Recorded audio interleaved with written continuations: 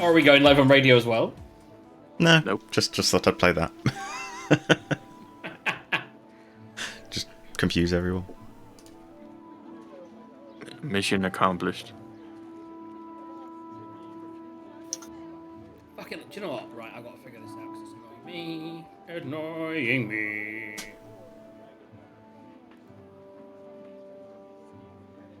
Oh yeah, I got my bear through the portal as well, right? We're going to discuss the bear. And I think because it's so OP and it's at this low level, I might have to add DM restrictions to the item. You might have to make it a D4 roll, you mean? Instead of a D6 or D8 or whatever it is. Oh, just restricted. I don't mind having the OP thing. I just think we need to look at the time of how long things last. How long is it supposed to last? Does it last like 24 hours? I'm thinking of making it like... It does, and when it dies, he can just roll again and throw another one out 3 times. Yes, 3 times, which basically means every rest you're going to get. Yeah, so what I'm thinking is we're going to say... I don't have to rest, I can just... Oh, you're dead. It's every dawn, yeah, every dawn. No, so I think it might end up being either until you get to learn it better, maybe make it a 1 use a day item, which will still mean as long as it lives, it's fine. But if you get a shit roll, you don't get another roll. Or it's a well, if you just made it a lower dice roll, it knocks out the top 2 creatures, which are the strongest. Yeah, but I think I like the idea of having you roll well, you can get a fucking bear, and that's fine. And then you get a day with a bear, or you get until it dies. But what I think it's either a 1 roll, or it only lasts an hour. So then you've got to roll, and then 3 times you get it 3 times. I'm thinking that's what it might be, just like a 1 hour, which is still a whole bunch of just if you're on a long journey, it won't last as long, so you'll be more sparing. Because at the moment, unlimited, really high-powered creatures is too high-powered for a level 1 party. It's just too easy. It wasn't even the highest roll. I know. Which would you prefer? Once a day, and you get what it was. It lasts a day, but you get it, or you can re-roll and have 3, but they only last an hour. Such a tough choice. Look at that face. It's like, oh. I wasn't expecting you may that well such a fluff it choice and end up early with on. You may just end up with a battle weasel. Well, I think if I just roll once a day, then okay. It's it means better. If you roll shit, it means if you roll shit, you've got a shit creature for a day. Yeah. It also means if it dies, you don't get another one. Or you could have 3, but it will only last 1 hour. But that in general, a lot of things happen in an hour. You realise that most combat lasts like 5 minutes. Like the whole of the last game was within that world for an hour. But if you are on a journey, which you may end up being in, you've got to be more careful about when you get the creature out. And to be honest, you're pretty badass without it. So it's up to you. You don't have to decide now. You need to decide by the end of the session. And then during the course of the session, well, you can make the decision during the session if it dies. For now, this bear you've got until it dies or the end of the day. Although the end of the day might come sooner than you think. Or a TPK. Are we live? We are live, yes. Hi everybody. Yeah. He didn't Welcome world. I was gonna subscribe and make noise, but I can't see how to subscribe with Amazon anymore. There's just PayPal is there, and wait, if I go other options. Also, it's chances really are the only person it'll deafen is me. But we'll see. Well, I can't figure out how to do it anymore. If someone could figure out how I can redeem my Amazon... Have they stopped doing Amazon Prime free subscriptions? No, JJ, so go into Twitch. Are you in I'm Twitch? Obviously in Twitch. So at the bottom, it says either continue... Resubscribe. Yeah, so you click onto the resubscribe, scroll down, right down to the bottom, click on the Prime... I've just seen it. There's a little tick box that I'd missed. There we go.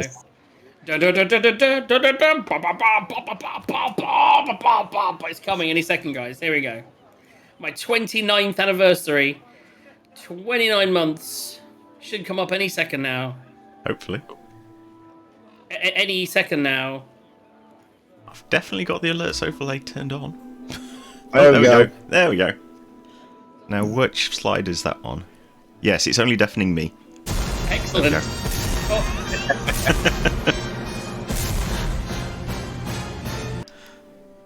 welcome to the Sunday sessions of DJs and Dragons, everybody. This is your host, Evil DM JJ, for today.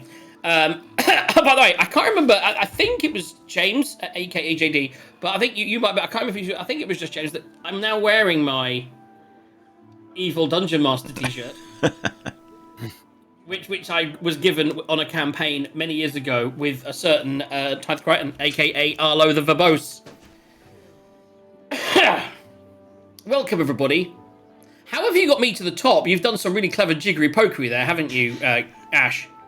Yes. As I say, I'm sending my cams in directly, and since I was doing it's only clever people that can do shit like that. You know what I'm saying? Right, so we're going to kick straight off. So if you remember last week, aka last episode a month ago, it's a month, by the way, 4 weeks ago exactly, because the farmer's market was today and the farmer's market was 4 weeks ago. So we're actually doing the monthlan. Hi Trace, hi Ratbait. So we are back a month later. Our band of young adventurers, our band of mostly young adventurers and a really, really old, cantankerous mother have gathered together, mostly against the old Will, but he's got a friend and Ash has got a friend, and these two arcane types with their muscle have gone out to they don't know where, actually. They were teleported to an unknown location. They were told to investigate to try and find the disappearance of a wizard called Matreus. Upon opening a portal to another dimension, they discovered that Matreus had stumbled across a tower, a mansion created by Fistandia, who was a studier of the arcane and a studier of the works of Mordenkainen, who created Mordenkainen's magnificent mansion spell. What they learned was this appeared to not be a temporary mansion, and that this mansion existed in this other space indefinitely. There were servants there that were still catering for cats, etc. This had been around for a lot longer than the usual 24 hours that the Mordenkainen magnificent mansion spell lasted. They realized it was tied to a book that they had found, and they were able to, during the course of the session, discover the keyword, because they found the keyword to enter the thing, and they managed to find the keyword to be able to exit. Whilst the door had been opened and they'd arrived at this magnificent other dimensional space, they then met Matreus, who left via the doors before they closed and asked the party to go and look around.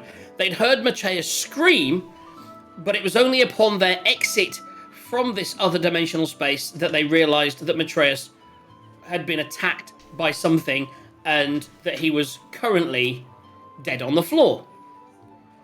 They were just about to contact the person that was going to pay them the gold for finding Matreus, the lovely dwarf whose name I haven't written down and I haven't got my notes open.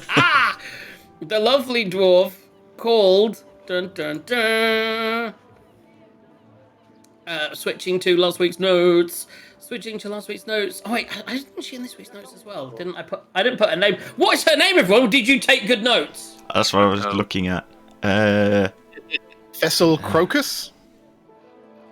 Yes, that's it. Young Miss Crocus, who is also arcane and has hired you to go through into this extra dimensional space to find Matreus. She gave you a stone with which to contact her, but before you could activate the stone and summon her, there was a noise from the corner of the room. And I need you all to roll initiative. Oh yeah, here we go. Let's do this. 19. Wow. Ooh, 19 plus 2. Son of a bitch. Son of a bitch. Go Vash. 3 plus 2, 5. 12 plus 3, 15. Have you brought up the initiative thing? I'm just about to. It's just that some of this music's a lot louder than other bits of it. I'm just trying to adjust my levels because my battle music thing wasn't working, but it's all good. I'm just going to reveal. Dun, dun, dun. Is everyone able to see okay with layers? Let me know if you can't see anything. Oh, I didn't want to do that. My grid lines just What did I disappeared. just do? There we go. And what I wanted to do, so I haven't done this in a while. I need to do that. There we go. and we have an imp that Ash, you recognise, as does Tazar, as the statue. It almost looks like a much bigger version of the statue that Matreus was carrying when he left the extra dimension, went to Standia's mansion. So yes, so let's get the counter up. Here we go. No, that's the dice roller. That's the counter. How do I make it so that people can add themselves, or can you just do it? We're not in the turn order yet, so You need to actually select the character, press Control U to add them to the turn order. Bum, bum, bum. Thank you. This is why I rely on my good DM buddy to teach me how to do things that I used to do ages ago, but haven't done for a while. And Why does my Tazar's, character say Arlo of the Reaching Wopod? and Tazar's going to grab. Wopod! That's amazing. Oh, Jesus Christ! You can turn that off now. Change Yeah, cheers for that. just thought I'd do it. I'm gonna get Since I was being initiative deafened. is my dex, that's +3. I don't get that, so that's not bad. I should put myself on it just because, and that's where I am. Can someone add Tazar to the Tazar? What was your number, Tazar? I'm on it right now. Yeah, Tazar's going to grab that artifact very, very quickly and put it into backpack. What artifact? No, it's now a What real imp. artifact? No, it was a statue that came through that is now a real imp and attacking you. He's no longer a statue. He is an imp with wings flapping. He's a tiny little devil. At the moment, all you can see is he's looking at you and he's like, he's sort of skirted out. He's got like a tail that looks like a scorpion, and yeah, he looks pretty scary. You go ahead and take him into your bag. I want to see that. Yeah, you can pick him up. I tell you what, if you want to pick You him can up, try.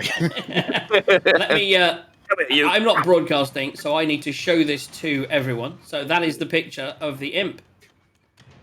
That's pretty much what it looks like. If someone wants to get that on their little sub screen or on a little screenshot somewhere.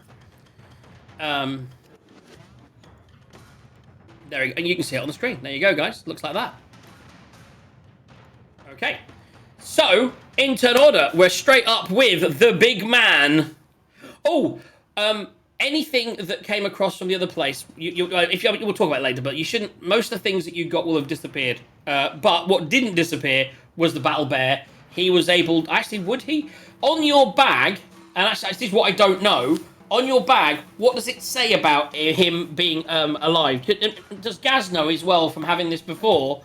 Would this survive the trip through to another dimension? I would have thought so. Because it's come from a cuddly toy, and the cuddly toy is real, so... I don't know. I think it should. We'll go to Google. Practical guide to summoning spells. Dabba-dabba-doo, shabba-dabba-da. Oh. It doesn't really say anything here about it going away. Yes, I think the only caveat on it was it lasts until dawn, and if you're in an extra dimensional space where there is no sun, it just doesn't disappear. That's not what happens. Effectively, a lot of things do work through through dimensions, but it depends if it is. If a creature is subject to on the turn, a creature is higher than that doesn't help. Dimensional look, summon a monster doesn't help. I will for now say it was able to come through with you. Yes, it exists. It's real in the world, and therefore, when you come through, the bear is still stood next to you. Well, you know what I'm gonna do then. Do it. Obviously. Bear, attack the imp. So let me just get your... What do we make the bear? Was it a dog or something, wasn't it? I think we used a... I can't remember what we used in the end. Let me find the bear. I mean the picture thing, or... Yeah, your token. I don't know. Bear, there, Arlo, cat, bear, cat. Do you know what? We'll use that because it'll work for now, and I haven't got all day. Right, so you're attacking... So you're sending the bear in, yeah? Well, yeah. There's a bear right there. There he is. Right, so we're going to attack with the bear. What are you doing? Roll to hit? Obviously. Ooh, 16. I might. That will hit. So then roll your damage. I can't remember what is my damage. I was going to say, is this the bite or the claws first? Oh yeah, no, there was a 2 thing on it. Makes 2 attacks as well, doesn't it? Right. Well, I'm guessing it's the bite first, and if it dodges the bite, it'll probably try to swipe at it instead, I guess. Mm-hmm. So, obviously, it hits once, so... Oh, crit fail with the other one. Oh, that's the first crit fail of the day, everybody! Oh, that's a good start, isn't it? Crit fail! Okay. And that was... What was it? 1d6 plus 2, okay. D6, where the hell did you go? In here, because they aren't supposed to be yours. Whoa. 6 plus 2, 8 damage. Okay. From bite. How much? So that's how much damage, sorry? 8? 8 non-magical damage. Okay. Yeah, I wouldn't want to be bitten by a freaking bear. Yeah, and then we have Sarge's actual character. Was that piercing damage? It is piercing for bite, yes. Oh, that didn't sound good. That didn't sound Evil good at all. DM sounds evil. I know exactly why he's laughing. We had these on the main campaign last week. We did. Little imps. Immune to piercing damage or something like that, right? It's not immune, no. It's not immune. It's just resistant. No. It's just what happens. Highly resistant or something. Who knows? Okay. You do a thing, something happens. That's all he needs to say. Well, I'm over there.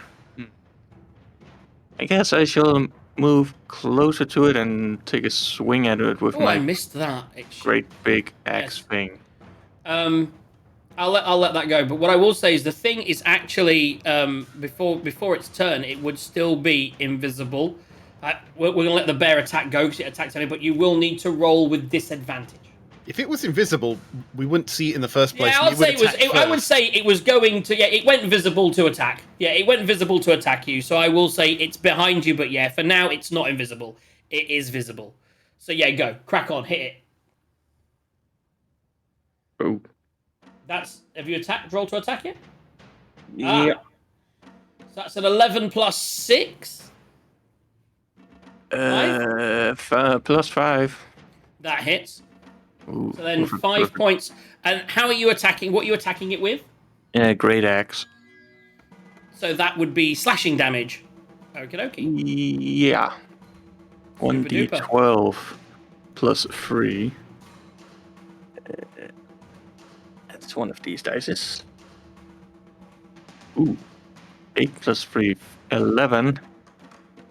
So that's 19 total damage. Just from 19? me. Yeah, if you count the bear's 8. Right, yes. Yeah. Sorry, confused. No problem. Yeah, you worried me 11, that's... do you round up or down on damage, Arlo? You round down on damage. Down. So that's... Okay, yeah. I think you round down on most things, don't you? Yeah. Yeah. Okay, that's your turn. Next up, we have Arlo of the Reaching Wood. Don't use any of your personal knowledge of this creature to influence you in any way, shape, or form. Right. He's been around a while. He'll be wise. He probably has some idea. No, he'll kind of be looking at the bear, going at it, and he'll be like, "Don't damage it too much. I wish to study the corpse." And I'm saving my last spell slot really for shield and for healing word. So what I'm going to do is use Toll the Dead. Toll the Dead. Toll the Dead. So make me a DC 14 Wisdom saving throw, or nothing happens. DC 14 Wisdom saving throw. That's it's gonna be close. My Wisdom is +1. I failed. Ooh. Right. So that is 1. Ooh, just there. Right, and he took damage this turn, didn't he? He did. So that's not a D8, that's a D12. Nice. Oops. Right, if I can actually find Oh, one. is that a magical effect? It is magic, It's yes. a spell. I get advantage. And I rolled a 2. Carry on. Son That's of a bitch. 9. 9 points of that is necrotic damage. necrotic damage, which is I fine. believe is one of the only damage types that can't be resisted. What a coincidence is what the DM says. That is there we go. Yeah, so it's looking hurt from that. Certainly took a bit of damage there. Well, Arlo wouldn't use burning hands. There's books behind it. There's That's precious, true. precious books. Are you going to move? I am going to. Let me guess. Yes, I'm move gonna to the far move. corner of the room. Let's do that. Let's move to the far corner of the room. Yeah, you got this. You've got this. You've got this. Just Beautiful. make sure it's left in one piece. Okay, so that's your turn, and you got any bonus actions? Anything you want to do? No one needs healing, so nah. Okay, so it's now the imp's turn. The devil, tiny fiend imp that is right. So I am going to yeah, I'm gonna attack with my sting form, which is my sting attack. I am gonna attack the person that is right next to me, and oh shit. Oy. Oh wait, the person right there. I'm looking for my to hit. This is yes. I'm attacking. Why don't I have a Quent? I'm attacking Quent. Where can I see my plus to hit? Damage resistances, immunities, proficiency. It's So just it'd going to be plus that on the token, 5. where right next to the attack name. It's going to have a plus in it to hit Doesn't have on a- roll 20. Yeah, on roll 20. It doesn't. It has its AC and its hit points. Really, right next to the attack, it usually says D whatever plus. On roll 20. Yeah. I've never used roll 20 to attack. Oh my goodness, that's just confusing. But I've got the character sheet up, and I know that it would be that plus that. Because that's the beauty of roll 20. You just press it, and it does all the calculation for you. Okay, I am going to look at this now. So where's attack? How do I do that? So, go on to, I think it's journal, or whatever it is. Find the in token. the journal. I see. I have the token. No, yeah, that's where I saw Then the image. That's Click the on that, it'll handout. pop out. That's the handout. That And is then you that. Then you can get his Beautiful. character sheet. Character sheet. Thank you very much. Oh, that's really cool, by the way. And yeah, anything that you can do on roll 20, you can do there. So, all the attacks, all the initiative rolls, all the wisdom saves and everything. Yeah, there we go. To hit is 5. Fail. No, that was to hit plus my roll. So, but my roll's not great. So hit. It still doesn't say what the to hit. Yeah, plus to hit is 5. So I rolled a 13. Quent. Fail. I had a feeling as much. That was the longest time to figure out you didn't hit. Well, I got an armor class of 15, so it's gonna I be go better, invisible. right? I go invisible. So now you need to make. If you want to, you and the bear, because I am going to move, can make a attack at disadvantage. Yep. Oh, Obviously, we're gonna try that. The bear does have keen smell, so maybe it can smell your invisibility or something. the don't know. map just sort of moved behind the tokens. I'm assuming you didn't Yeah. intend to do that. What? Yeah, Hey. the map just moved a jump to the One left, square. but the characters never moved. Stupid D&D Beyond. Stupid roll. Carry on. You just carry on. Oh, I the did- I subtle moved it, pain but of that being a was it, right? DM. Was that You made was it that worse. There. Oh, So There. this is There you now. go. Room! It seems to be spinning! okay. So it moved. Make an attack. Make 2 attacks with disadvantage. Oh, there's my dice is on the floor. That dice is in jail anyway. It's rolled shit twice. Well, a 9. And again. Plus what? Oh, 16. So 9 was the lower, plus what is your to hit? For the bear or for Sarge? Who was attacking first? The bear. Okay, what's the bear's plus to hit? 4. So that's 13. Well, that probably won't hit it. That just hits. Oh, okay. So roll the bear damage. Bear damage. Ooh. 5 biting plus 2. 7. Okay. 7 piercing. And then you attack with disadvantage. It's getting pretty rough, guys. The black bear can only attack once since it's with disadvantage, right? Yeah. Because it's a reaction, yeah. Yeah, it's a reaction. Okay. So then you can attack as So well. obviously I react and then Mm-hmm. 13 And at disadvantage? plus... And again. Oh yeah. Confusing, that's what it is. 15. That hits. Yeah, 13 plus hits, so that's fine. So roll your attack. Hello, great axe. 5. Plus 5. That's 10. Plus- Pretty crispy, guys. It's invisible, but it's fucking crispy. It's still alive, just about. It's hanging on. That was just to hit, right? Or was it the damage? That was your damage, yeah. Okay, So then that's you only hit for plus 10. That's only plus 3 then. So it's 8 damage there. 8. Okay. Don't want to cheat you too badly. It's still looking hurt. That's all I'm saying. So that was its turn. We now go to Tazar. So you just saw this thing appear, Tazar, and then you saw a bear wail on it, Quent wail on it. You heard a bell go off, and as Tazar kind of hit it, and it started getting all black looking. At which point it disappeared, and that's all you saw. It try to attack Quent and fail, and then it disappeared, and you don't know where it is now. Okay. You can probably hear flapping noises or something. That's a good question. Let me just take a look in my inventory. Ash, you're on deck. Yeah. So even though it's invisible, you can, if you want to, try and attack it. You just get disadvantage because you're not really sure where it is. Exactly that. But also, you'd have to, in order to know where I thought you have to figure out where it is first.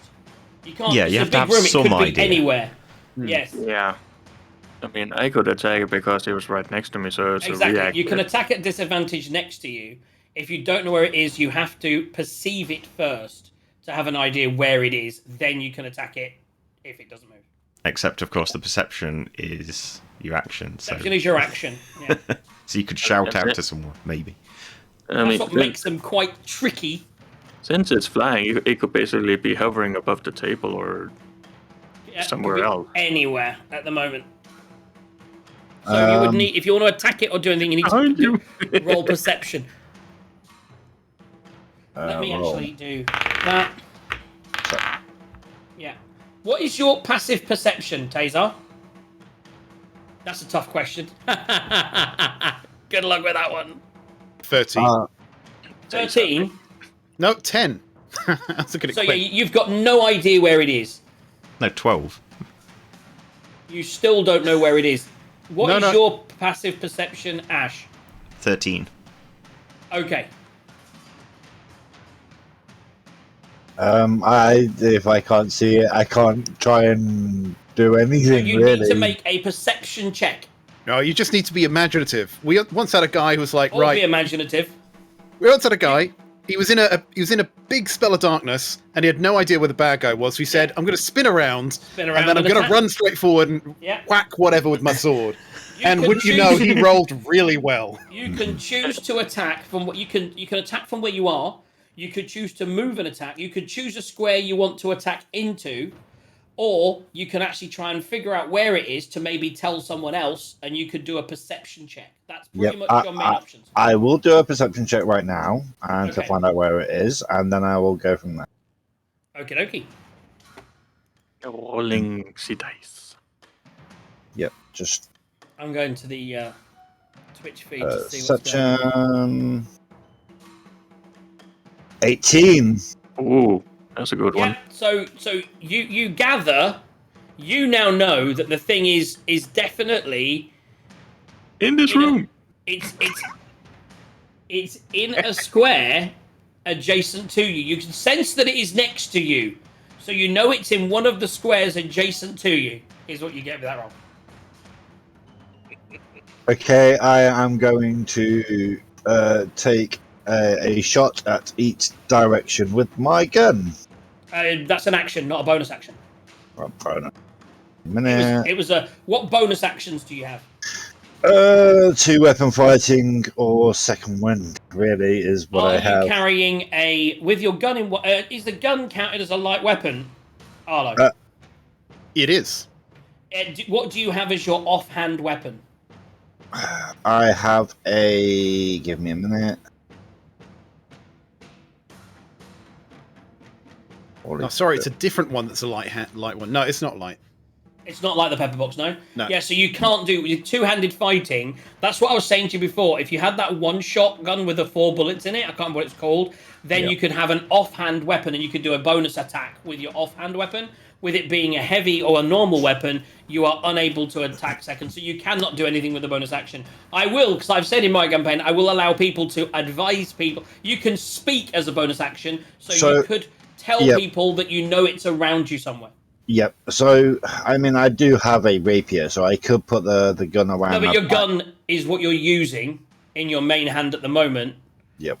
Yeah, and so you currently you have your gun in your hand. So. Yeah. Yeah. I'll tell everybody that it's fairly close to me. Okay. What do you say? Don't do it in character. Be like. Hey guys, I think it's fairly close to me. I'm not quite sure where, but it's definitely close. I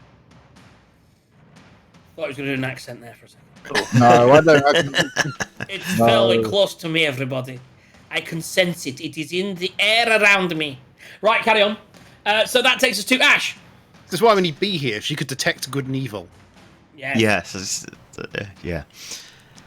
Yeah, don't forget you have. Yeah, that's exactly it. Save us, boy. So not. If you roll yeah.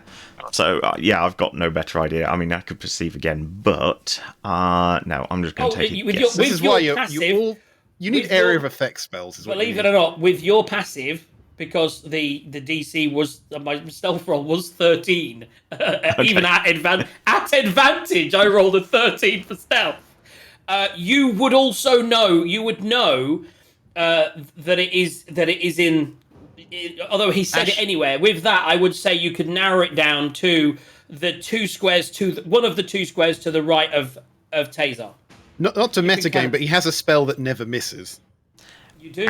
But the wording of that spell, because I looked. What you can see. Is a I creature have to see it. Yes. That's always the. I love D&D for that. There's like creature you can see. Son of a bitch. There's a bitch. Yes. That That's was why my darkness is the worst, man. That was the first thing I thought is I'll use that because even without it I can spread it, but I have to be able to see it. So yeah. I mean, arguably, I could target the table and the bookshelf, I suppose, and just to piss off all yeah. And then you'd roll it, and then you would hit the table and the bookshelf. Yeah, because it never misses. This is true. Yeah, Quinn, don't hit the bookshelf. Don't touch books. Books are bad. Okay, what you do? Right, yeah, I'm just going to take a shot in the dark. So, so you say it's either in the one to the right of him or the one to the right and south, so where the top of the desk is. Right or right and south, or actually, sorry, right or right and south, or right and north. One of those 3 squares. It's to the right of him. Okay, somewhere. Yeah. Somewhere in there. You can sort of hear it flapping near the wall. Yeah. Was what I was going to say. Right, I'm going to do Ray of Frost then, and I shall do it on... How do you actually ping a square? And you just hold in the mouse button on it? Yeah. I sometimes do it by accident. now everyone's pinging. Yeah, except me. I still don't actually know what you do to do that.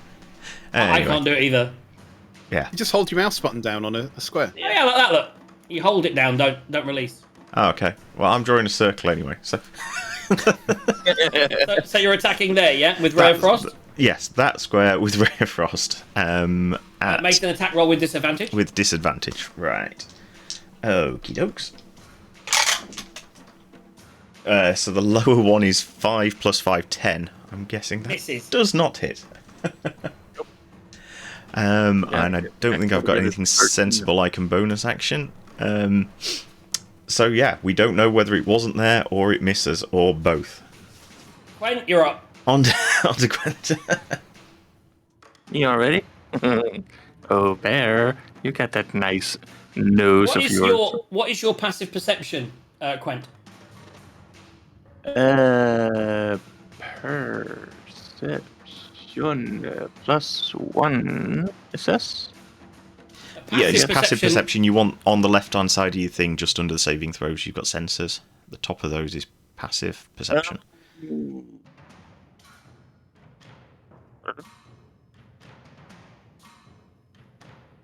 That's saving throws then. You mean under that? Yeah, just below that. Passive whiz with perception and yeah, that's okay, the one. That's 11. 11. So yeah, you got no idea where it is. Not passively. You can see the frost go off and hit the table, so you know roughly where people are aiming. But you've heard Taser say it's around me somewhere, so then you can choose what to do. Yeah, you can choose to actively look with you or the bear, and then the other one would have an idea. That's the thing, because I know the bear has keen smell with advantage on perception, wisdom perception. Yeah. So I guess it could smell it out, in theory, and then I can go and give it a slapping. So if I roll a 20 for seeing if the bear can smell it. Yeah. Which it. The thing that you said, you said about having something with smell. Does that mean you get advantage? Yeah, keen smell on the bear. Bear has advantage on wisdom. Yeah, so roll again, sir. Roll again. That's and what's the plus on that? That is plus perception, which is wisdom 1. That's not gonna. No, he's got the bear sniffing, but he can't smell anything. Bear sniffing can't smell anything. Ooh. Well, to be honest, it was probably the smell of the slowly decaying corpse that's put him slightly off. Or it's the smell of Arlo pissing his pants. Or that's something. Also a strong, potent smell right now. And that wasn't because he's scared. That's just because he's old. Yeah. Little of A, little of B, right? So if you want now, you can choose to attack, but you would have to choose the square. Well, you'd have to, because you're a melee anyway, you would have to run up and say, I'm attacking this square. If you would like to do it randomly, I will roll a dice for you. Because all of it is more or less melee. If I go to the south end of the table and take a swing at the northerly direction. Yeah, okay. I make an attack with disadvantage. Yeah, so I rolled twice, right? Yes. 6 and nat 20. Unfortunately, that doesn't count because it's the 6. Yeah. And your +2 attack is 5, right? So that misses. Yeah, but it still misses. Probably leaves a nice big gouge in the table. Yes, that table is now both cold and gouged. Table just went. You know what I mean? Is there anything else you want to do? So you've done your bonus action with the bear. You've done your action. Arlo of the Reaching Wood. Right. So, did they attack that square there? Yes, they did. Yeah. Right. But it's somewhere near near the Taser. good news is they both rolled so shit. You've got no idea if it's there or not. Near Taser, right? We both failed on the rolls. What is your passive perception? Oh, I'm very good at investigating, but I miss everything. 9. So you don't know where it is without doing an action, but you could choose. I look at Taser, like I'm saying sorry, and I run to the bottom of the room. Run away! And I cast Ice Knife at his feet to miss him. So I choose to miss him, but I'll still roll the attack roll in case it's a 1. No, this is actually genius because Ice Knife has an area of effect. So he doesn't take the main damage, but now anything within 5 feet of Tazar, including Tazar, must make a dexterity saving throw or take, and we'll get this now, or take 5 points of cold damage. Oh, cold damage, you say? Not piercing damage, cold damage. I know. And that is my last. What is my dexterity saving throw? Tazar! Save yourself, Tazar! What is the DC of these? Sorry, Tazar! It's the only way! So what is the DC? It's 14. I'm rolling this live. No, actually, Tazar, it's like, for the love of God, jump! I rolled a 15! Bullshit! Do I take any damage? No. Because it's a cantrip. It's not half damage. It's not half damage. No, it's not. It's not. Oh, yes, it is. No, because the main damage is the 1d10 piercing. So the main damage is halved. The splash damage only hits if I don't save, correct? Yeah. Because that would have been enough, even halved. How much damage do I need to take off now? You need to take 5 points of damage. Wait, has he rolled? Yeah, I rolled a 5 and a 3. I got an 8 on a dex save. A 5 and a 3? You roll a 3. Yeah. You just have to roll a d20. No, it's a 5 plus 3. Oh. If you look, his rolls there. He rolled a 5 and then the plus 3. So. Yeah. You don't get advantage on dexterity rolls or anything, do you? No, probably not. Okay, so the imp is still standing in the corner, and it's actually now its turn. Now we know where it is. Well, you don't. That's the thing. But you're about to know where it is because, and surprise everybody, the area where you were shooting isn't where it was. It's here, and it's now going to attack the delectable tasty with its sting. It's going to roll to hit to attack Tazar. And that, it just rolled off an 18. It was on 18, roll. That's a 9 plus... Excuse me, I think he's really tanky. He is 9 plus 5, 14 to hit. No, it just bounces off my armor. It's going to go invisible again, because it can. So I am now going to go invisible and move. Now you can take a... so now, Tazar, you can take an attack of opportunity at disadvantage. Reaction. Yep, so reaction. Let me have a look at this. Yeah, opportunity to attack. So I am going to swing, grab hold of the butt of my pepper box and swing it around, hoping that I'm going to catch him flying around. Melee attack with the butt of a gun. Roll to hit. I think that counts as an unarmed strike because it's an improvised melee weapon. Yep. So roll to hit with disadvantage. 15 plus 4, 19. I don't know how to do it with disadvantage. Just roll again.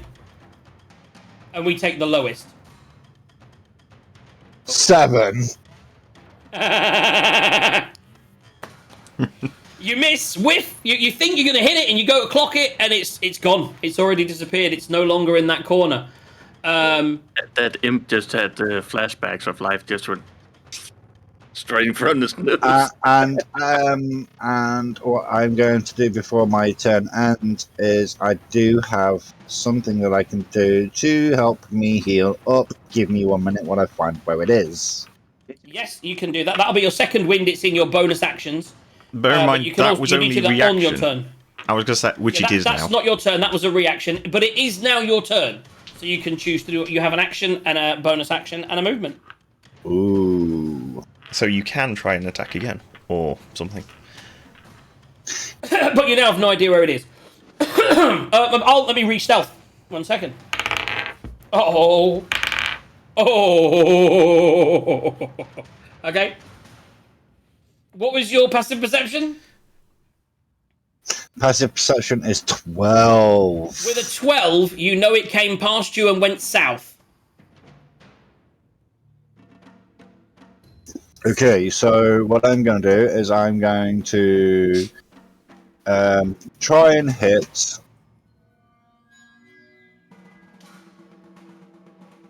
Where is it? Come on. If you want to just fire your gun to the south, we can have some fun. Yep. So yeah. Okay. Oh, just down the column. Okay. He's Yes. hoping for a 1. I just want you to roll a d4 for me. A D4. Yeah, you saw it go past you, and you're just going to, on your shot now, you're going to fire to the south and hope to get it. Roll a d4, and then roll an attack with the disadvantage.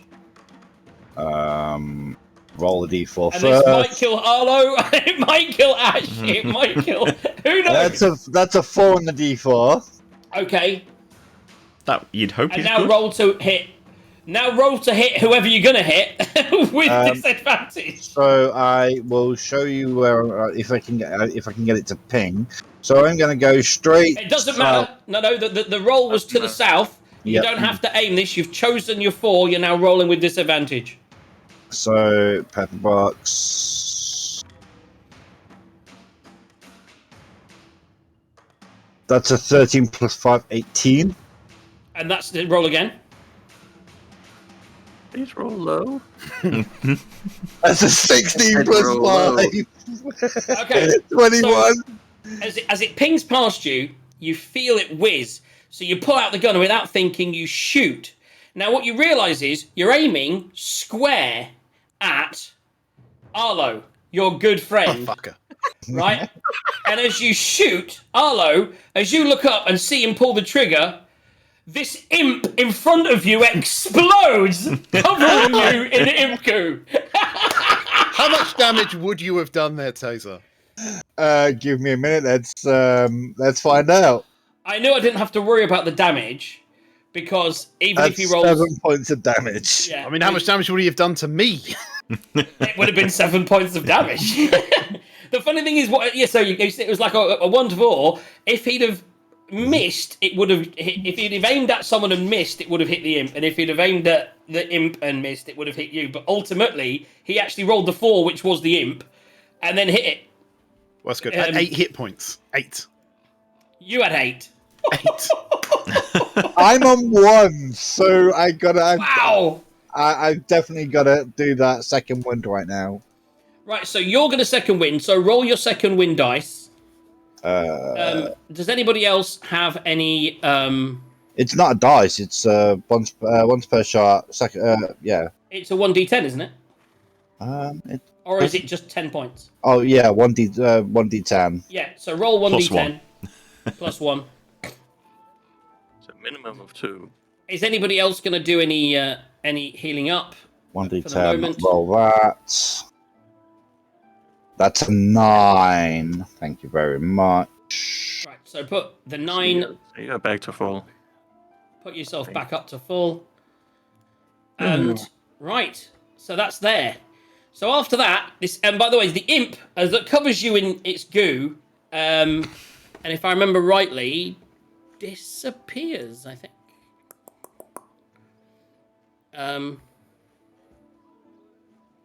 I now need to just bear with me 2 seconds whilst I load up what I need to load up. I just have to. Load it Why up. can't we have a picture of Arlo just covered in imp goo? Like, I mean, that is exactly. Just picture it in your brains right now, because that's what it looks like. It's like. He's like. Unfortunately, I did not make prestidigitation. I'm so glad I missed did. you, Arlo. you didn't get the umbrella up in time. I did, Amazing. and despite having sort of arguments with you, I will still use prestidigitation and clean you up. I don't think you're like. and- Leave me alone, boy. Get off me. No. Arlo wanted to study that. He's like, where's it gone? Oh my, it was fascinating. Oh, I'm sorry, Arlo, but you know, I couldn't take the chance of it killing Believe me. it or not, so you got the goo on you. What you notice as he starts to clean you up, all the goo and the imp itself just turn black to smoke. It just turns into black No, smoke and I just, didn't need to clean him. it wasn't a real Self-cleaning. imp. wasn't a real. Oh, because it came from the statue. So that statue is gone now. And the statue has also disappeared. Correct.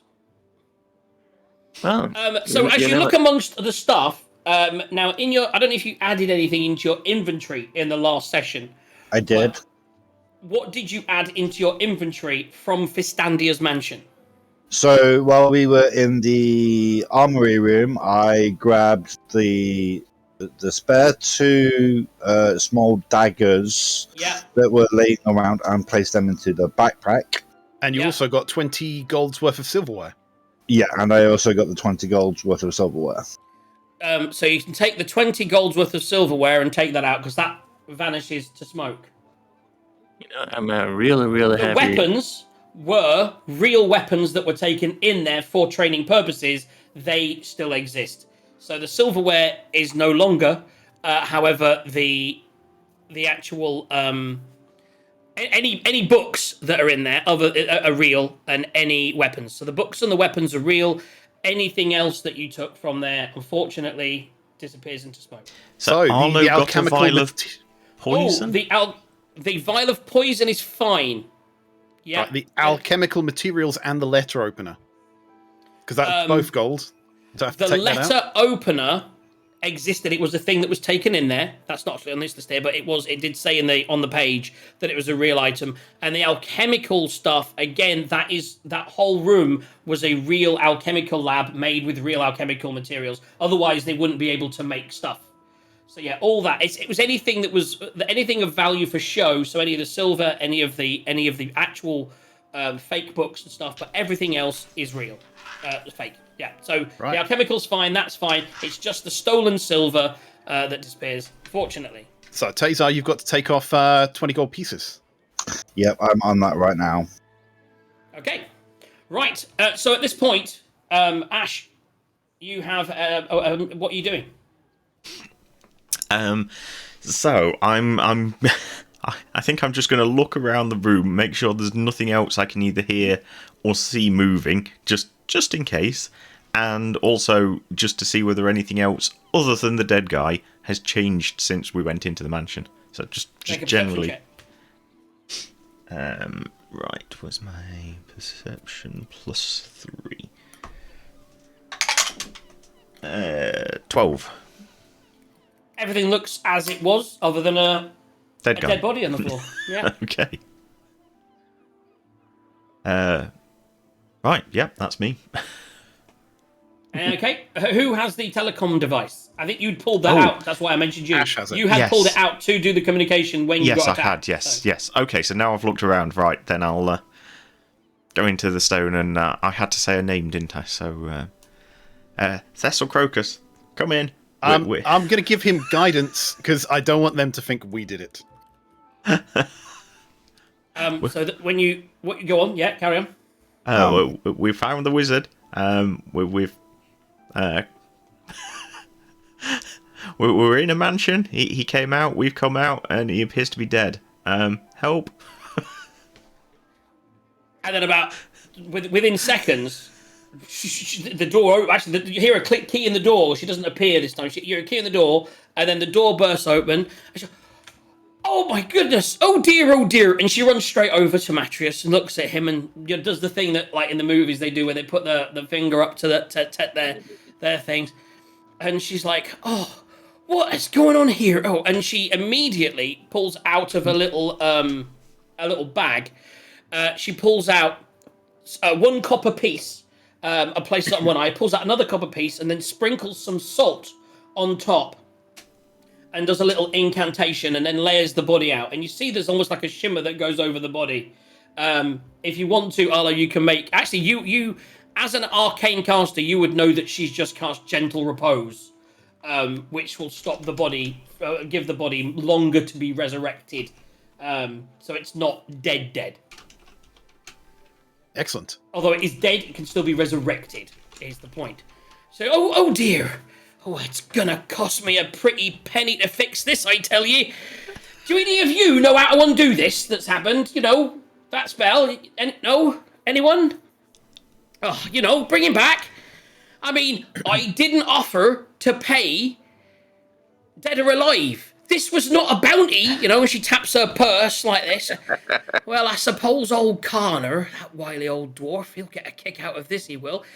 He won't let Mattress forget bringing him back from the brink, like. It's going to cost us at least 3 300 gold. And again, she taps the money that she was going to give you.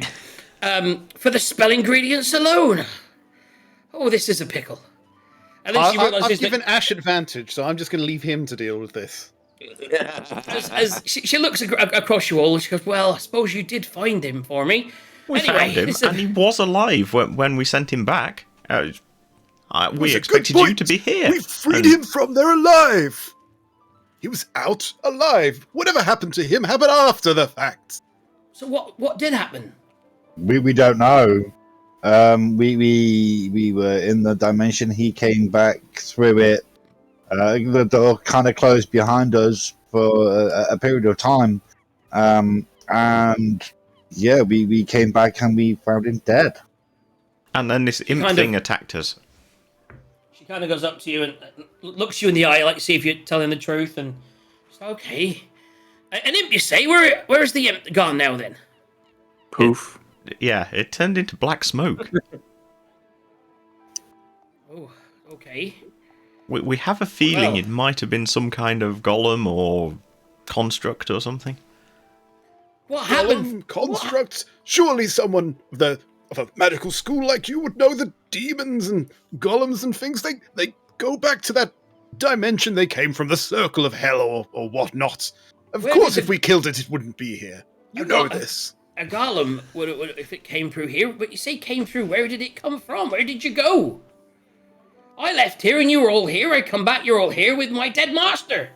We went to the mansion. What's it called? Vestandia. Vestandia's mansion. And we think it's been there for quite a while. There were cats and there were a couple of homunculuses. 2 homunculuses, which is interesting. And some would say homunculi. Homunculi. those are to learned might. I'm not so sure of that. So you say that Vestandia's got a mansion, but how did you get there? Well, Vestandia doesn't have a mansion. You don't look like you've got enough. It was a creation of Mordekainen. I think Vestandia only borrowed it, I believe. And your master? How did you get there? Is the book? Could I investigate? Is the book still here? The Joy of Extra Dimensional Spaces. The book is still in your hand. Well, it was in his hand, wasn't it? The dead guy. Yes, that's what. Yes, sorry. You do look, and as you look at the corpse, he is clutching it in his hand. So I pick it up and I wave it at her, and I say, "Watch!" And I read the command word. And what's the command word? Scepter. Scepter was the command word. And as you do that, the 2 doors again appear and then open, and there's a big like white space where you can go. And she's like, "Whoa! Oh my buggery!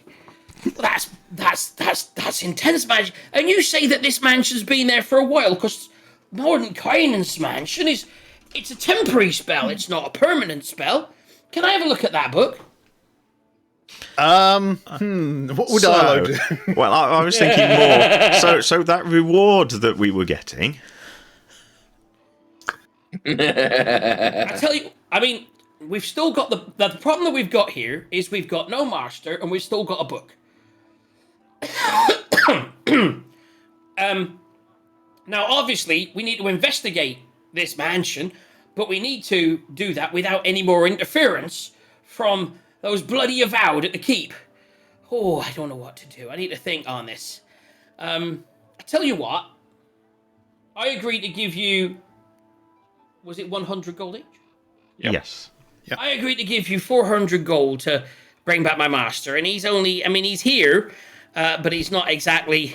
How about I give you half of the money now for that, and I'll give you another 500 gold if you can return that book for me.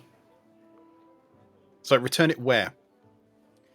So here you go, you see. What it is, if I'm honest, I don't often like being honest. If I'm honest, that book was taken from the Candlekeep, which is a very... You'd have heard of this, Arlo, as a studier of books. It is a very famous repository for rare tomes. If you want to make a history check for me, or an arcana check. That's definitely going to pique his interest. Either history or arcana. Okay, so that is... Ooh. That is 23. So you would know that when a book is entered into the repository, it cannot be removed. I am just in his head. He's just thinking the knowledge I could seek, So the things I could learn. When Fistandia's entire, not wardrobe, library, with their entire library, he. What to say, really? Basically, Matrius, he's pretty good friends with the Master Sage, Daryl Yashenti, over there at the Candlekeep. And when the Fistandia's books were donated after her disappearance, he's always been fascinated with her disappearance. He arranged to go in and help enroll them into the archive so he could kind of run his own investigation. And he didn't tell me this, but he snooked one of the books back here before it had even been entered into the keep. So now the problem that we've got is with Matreus not going back to finish enrolling these books, and he's been missing for a couple of days. On top of that, the fact that they'll want to get the rest of these books logged in, it'll only take even one of the stupid sages over there will put 2 and 2 together, and then Matreus will be banned, I imagine, from there forever. If not worse, who knows what those freaks would do. So yeah, let's just say if you were able to do a little bit of reverse B&E, you could go to the Candlekeep, you could get the book back in there before it's missing, or, and I might give a bonus for this, maybe you could just make it so that they're not looking for this book. Maybe they never heard of this book. Maybe it goes missing from her list of books, so that we can keep it and study it further. I'll give you that 500 gold. How does that sound? Arlo's thinking, if we can make this book disappear from the list, what other books can I make disappear? It's like, I am in gold, free arcane knowledge. She does look at you, actually, and she says, I mean, it's a win-win. You get to earn 500, I don't know why I said 500 gold pieces, and you'd also gain access to the Candlekeep. Thing is, to get in, you would need a very special, like a rare tome, something that doesn't exist in their library. And my master goes out in a town and picks these books up from various places. He's got his sources, and I do have, I believe, and she goes over to one of the bookshelves where there's a little separate section, and she pulls out a book. She says, "We do have a book that when he was gonna return that, this was what he was gonna use to gain entrance. So I do have a book right here. So I could give you this, which would give you entrance. You've just got to get in there and do that bit of reverse B&E. What do we think?" I was just going to step forward in front of everyone. He's going to go, "Yes, that sounds like a fine idea. Of course we'll do that. Me and my these people I met will definitely do that." Come on, chaps. So say you all. Is that you agreed? Sounds like a Arlo's going to look at them and be like, just to be clear, we get the 200 gold pieces now. I'll give you 200 gold pieces right now. Yeah, 50 gold pieces each, half of what we originally agreed. And then when you come back with the book and no more suspicion on it, or come back letting me know the book is safely back in the keep, I'll give you another 500 gold. That sounds good. Do it. Not bad for an afternoon's work so far. With more to go. Now, of course, and at this point, she's actually been walking around and she's been looking. She's moved herself towards the right-hand side of the room where you do see, and you hadn't really noticed this before because the room's quite dark and lit, but there's actually blinds on the like fold out wooden blinds there. That's not a wooden wall. It is actually blind. And as she opens up each side and pulls it open, you suddenly realise that this is a room that has a window. And she glances out and she shows you this. No good me going there. There we go. You see this amazing vista. Can everyone see that? Because I haven't put tokens in, but I don't think I'd hidden it. Yeah. You see this amazing vista, and she's like, well, now that you're here and you're working for us, I suppose I should say, welcome to glorious Baldur's Gate. And you do see this beautiful city that goes round a dock almost in a crescent moon design. and you obviously in a well-to-do area, you see the area around you looks quite nice outside, but you can still see a hustle and a bustle as we go through a busy day in Baldur's Gate. Now, here's the thing, you see. The keep is 5 days travel from here. But, unfortunately, that might be too late. Now, today, like I got you here, I can get you there. But once you're there, you're on your own, and you'll have to make your own way back, I'm afraid. Yep, so I will take the book from her for now and put it in the backpack so that we know it's... Okay, I was just thinking Arlo might want to read it if it's a rare book. Arlo will definitely want to read it. Which book? The one that Tazar's snagged. So which book are you taking, Tazar? Are you taking the original book that you got that Arlo's on? No, because Arlo's got that. So Arlo, you've got Book of Extra Dimensional. The other book, well, for now, you've taken it, you've put it in the back. Okay, yeah. Yep. She hands it to you, no problem. She also, as you've taken it, she gives you the 200 gold pieces. Okay. Excellent. So we're agreed then. So, I mean, to be honest, the sooner we get this done, the better. How about we all hold hands? And she reaches forward. She's not a mess around kind of woman. I make sure that I'm not holding hands with Ash. Also, and I'll say this as a friendly DM, did you, before you go there, want to take a rest of any kind? Yes. Can we take a long rest? So if you said that to her that you're a bit tired, I said, well, I suppose that would mean I could get there and back without having to travel back. So I tell you what, if you want to stay here, I mean, I can put you up in a room for the night. I won't charge you, and then we'll leave first thing in the morning. Does that sound amenable to you all? That sounds most kind. Have you got somewhere we can get some food? Channeling Glam again. Yeah, just channeling me. I'm just always hungry. I'm sure I can rustle up something from the kitchen and give you some food. Now that we're all friendly and you're going to be doing this for me, but the one thing I would say, and she looks at you, Arlo, she ushers you out of that room and closes the door and locks it. Don't go touching anything in that room. Leave that room alone. It's his room, and he doesn't like people going in there. He goes, so if you could keep that out, that's fine. But other than that, the rest of the house, it's kind of, well, to be honest, he doesn't go in it. So just make yourselves at home. I'll put together a spot of dinner for you, and then you can rest up. And then in the morning, you'll be all well fed, and then you can head out for the day. How about that? Sounds like a plan. Yep. Okay. So you spend the rest of the evening. Do we level? You level. Yeah, so do we roll about HP? Doing that. Yeah, so we're going to take a small break during the course of this. Everyone right now can level up on their character sheet if you haven't already ahead of the session. You can level up, choose any bits and bobs you want to choose, and when we come back from a small break, 5 minutes, we will then roll dice to see how many hit points you get, and then we'll crack on with book 2 from the Candlekeep Mysteries. Today, by the way, I need to leave by 4:15 to 4:30 at the latest. I have to a hard finish of 4:30 for me. So it's a little bit shorter than we would have liked, but we've got plenty of time. Still got a couple of hours. So spend a couple of minutes leveling up. Arlo, you can help Tazar level up. And Ash and Quent, I'm sure Quent, if you need a hand, I can help. But in Venry, go through the level up process. Usually level 2 is quite easy. Nothing major. I'm going to go get a drink. Feel free yourselves to get a beverage. And Ash, if you want to put up the intermission page, then we'll... So guys, we're back in 5-ish minutes.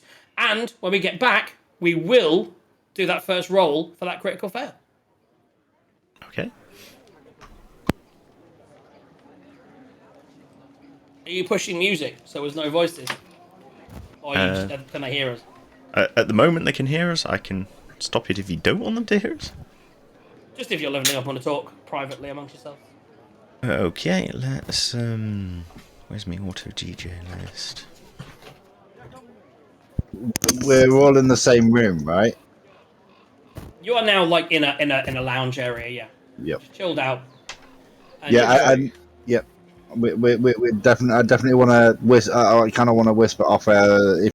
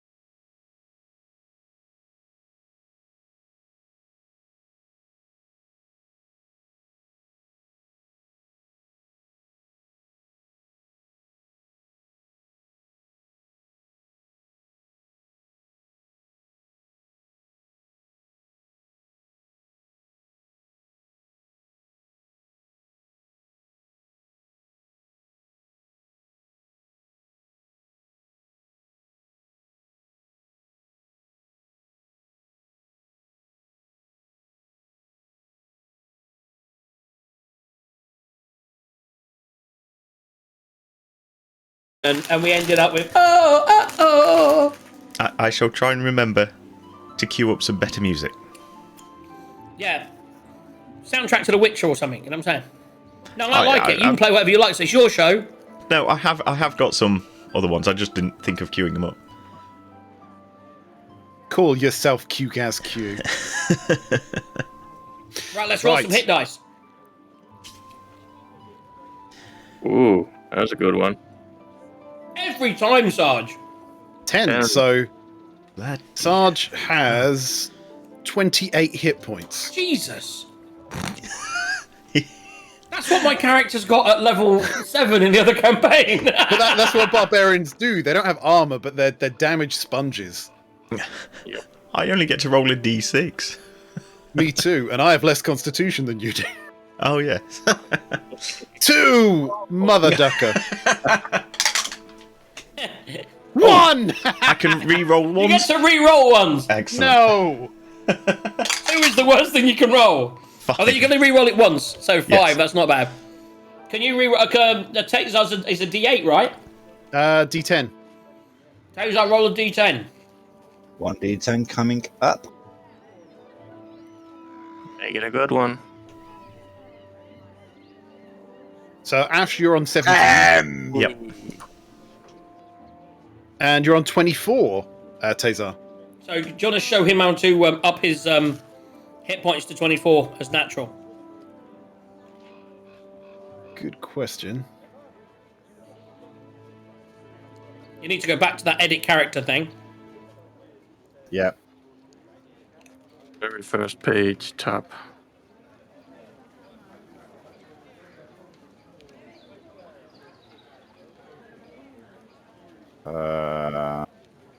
And the anvil, go home.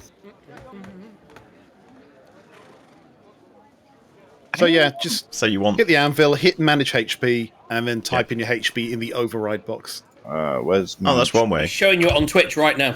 I do it on the rolled HP one, but I increase that by what I rolled. But yeah, you could go override HP as well. Because it is what you rolled, so I can't see it in Twitch, so yep. But yeah, it's that manage HP you want once you get to your character Yeah, sheet. manage Big blue HP. box. on the camera page. Look on Twitch right now. Yep. Wow. So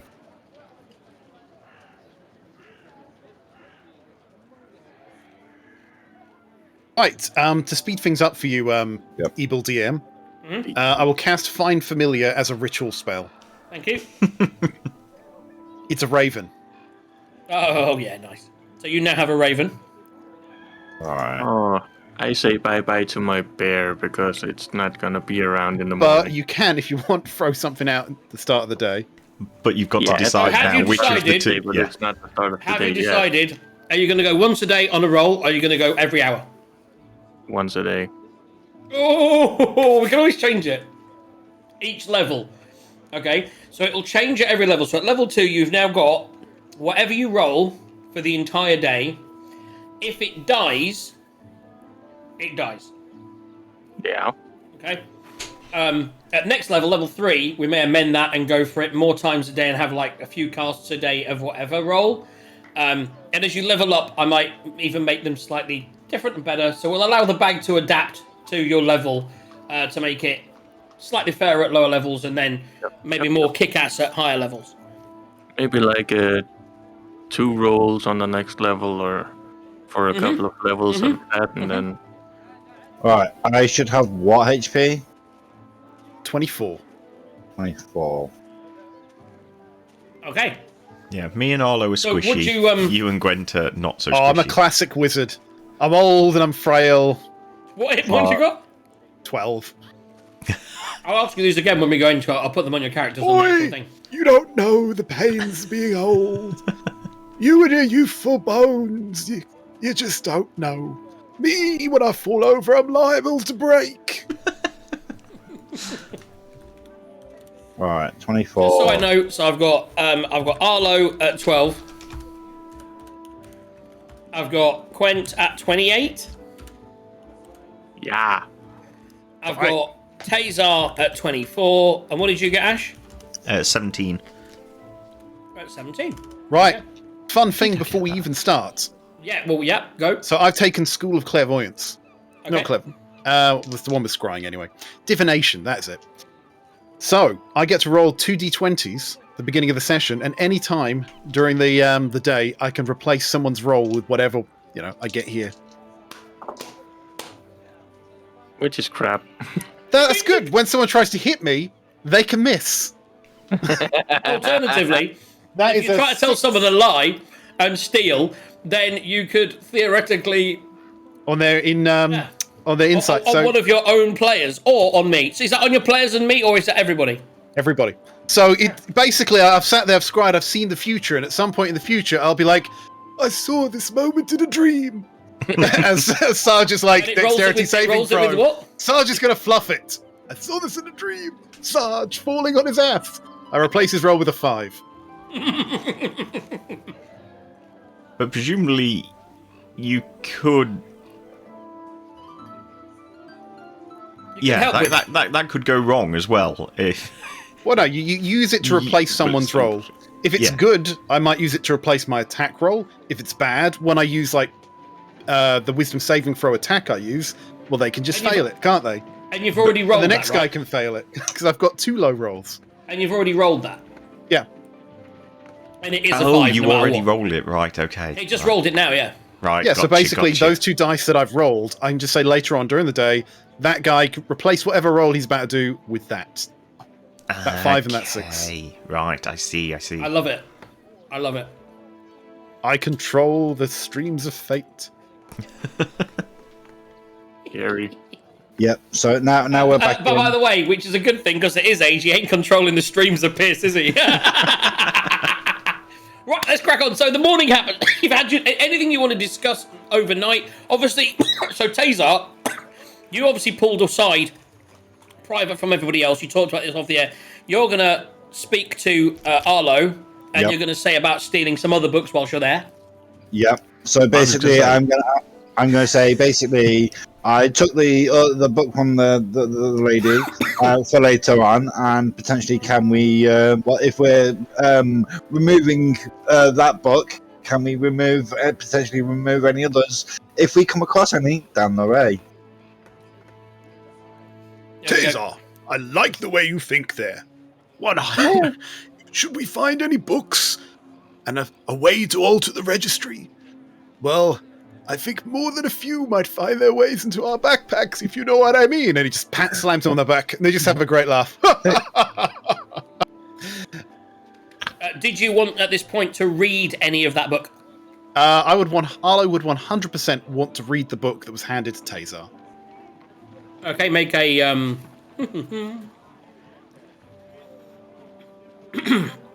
excuse me, sorry. Make a cough. My investigation, history, and arcana are all +5. If that makes it easier. And I have a passive investigation. No, you don't need it. It's just roll a d6 for me. You should have had him roll acrobatics. 6. So Wish I got that on my health roll. So the book is called Mazroth's Mighty Digressions. And as you're reading through it, you glean that it is a crazy book. It's a book. It's a collection of eclectic essays. Not much is known or revealed. You don't know much. You've never heard of the author. And his essays often go on long tangents. And as you're glancing through without studying it and taking levels of exhaustion, the one thing that what you pick up as you go through it, you'll see that the essays range of everything from Marlar, the god of the hunt, and it focuses there on lycanthropy, which doesn't really pique your interest in any way, shape, or form. You do learn very briefly that Mistra is the god of magic, and you kind of knew that, and you start to pick up as you get a bit of interest in that. It talks about the weave, and it talks about how divine spellcasters are granted access to it via their deities, whereas your access comes directly from the weave. And that does interest you as you have abilities in both. You also learn that the damage to the weave can cause imaginable destruction, as was evidenced in the spell plague of 1385. And that's what you learn a lot about the spell plague and about how divine magic and arcane magic is very different. For anyone who's paying attention, that may come up in the Rime of the Frost Maiden. Like everything fucking ties in everywhere, mate. Sometimes you think, oh, wow, these things are really tied. That's because the whole of Dungeons and Dragons is really tied in. So there you go. And that's what you learn. And so you then go to sleep. I'd like to think you're then reading it and you just go to sleep, dribbling slightly on the book. One thing I'm going to make sure before we go to sleep is, because I think, didn't she give all 200 gold pieces to Tazar? He said he split it. Whilst you weren't here, he shared it out. Oh, okay. Yeah. I was going to say, I was going to make sure I got mine, because I don't 100% trust him. He in character. He shared it out. Okay. What then happens... mate, can you roll a d20 for me, Arlo, please? Sure I can. Oh, crap. That's a 13. Okay, cool. That's fine. Everyone hates when the DM does that, but it's fine. It's all good. I was going to make a note of that. Can you roll a die? Oh, fuck. Okay. That's fine. Okay, so she comes in the morning. You're all kind of sleeping in the lounge area, I think, together, bunked up on sofas and chairs, etc. There's a really, really large barbarian that I'd like to think is on a tiny little chaise lounge, looking really uncomfortable, but fast asleep and snoring. She comes in saying, right, everybody, it's morning. I hope you had a good rest. I made you a breakfast to go, and she gives each of you a little brown, rolled napkin with a piece of fruit in it. And she went, you can have that, but we really must be going, because I've got to go over and see my dwarf friend about getting an old master up and running again. So if we all want to come here and grab hands, and she holds her hands out straight away, really again, no nonsense, no time for pleasantries. Here's your breakfast, now f*** off. Again, I remember Ash crackling lightning off of his fingertips, so I'm going to stay clear of his hand. Ooh, I want to. Okay. You all gather hands, and immediately she says something that none of you really catch, and instantly your stomachs are pulled up into your throats. You think you're going to vomit, but then you realise you're not existing for a second, and all of a sudden your stomach lands in your ass, and you've arrived. And all of a sudden, as you look around, you are no longer in Baldur's Gate.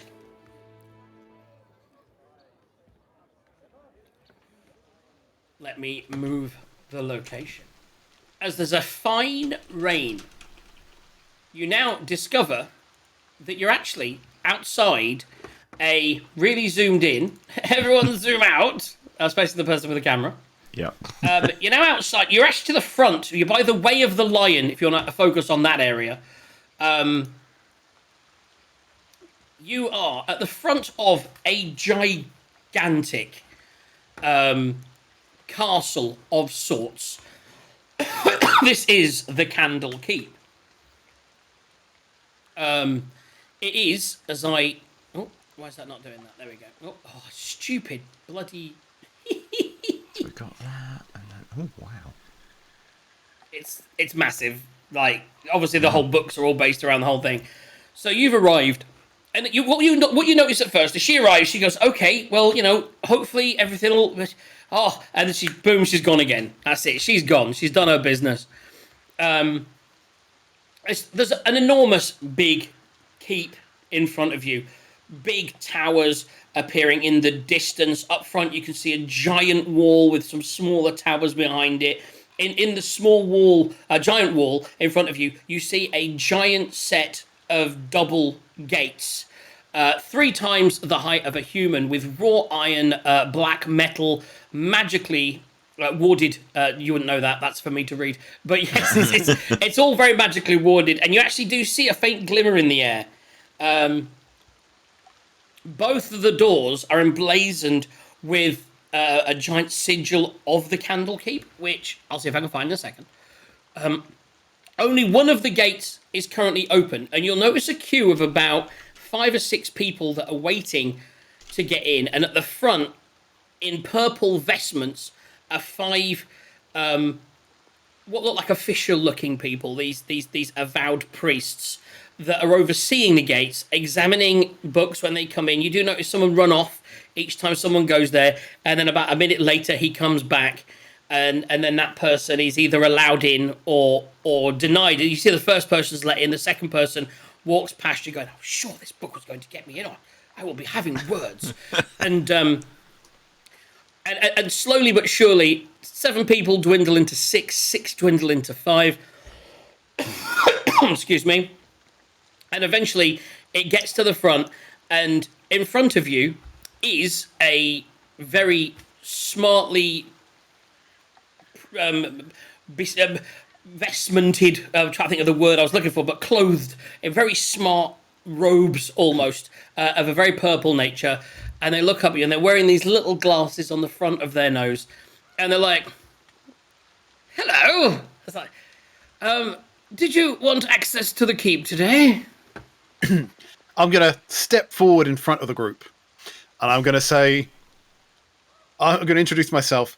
"Hello there, I am Arlo of the Reaching Wood, bearer of the Book of Names, holder of the secret ways, guardian of the sacred texts, and I bring with me a book most interesting, Matharos' Mighty Digressions, and I think you might find his essay on the spell plague very fascinating and possibly good enough to bring me and my gain me and my compatriots entry here into your fine keep." I'm sure you would agree. He looks like he's listening really intently and really paying attention. Like everyone who speaks to Arlo always pays attention. He's really paying attention, but yeah, right. Everyone, that's what you, and everyone else in the thing's like, "Is he paying attention?" And all of a sudden he goes, "Sprig! Boy, Sprig!" And all of a sudden this young halfling with ink-stained fingers and a small like little satchel attached to him. He sort of comes over and he actually reaches in the satchel and he pulls out a little biscuit, starts to eat on this little biscuit. And yeah, he goes, "Yes?"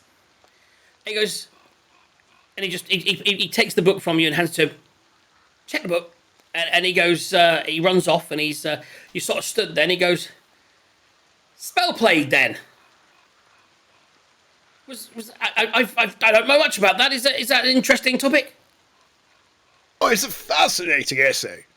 Or only the most simple-minded would not want to read this fascinating book." He gives Ash a side glance as he says that. And as you imagine that you talk predominantly for about 5 minutes whilst you're going on about things.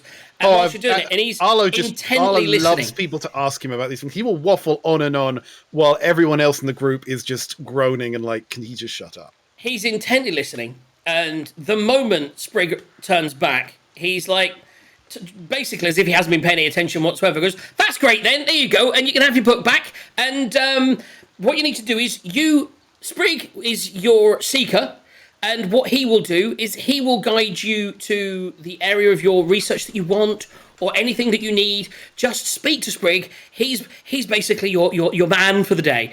And so it's one book, one person. So do the rest of you have books?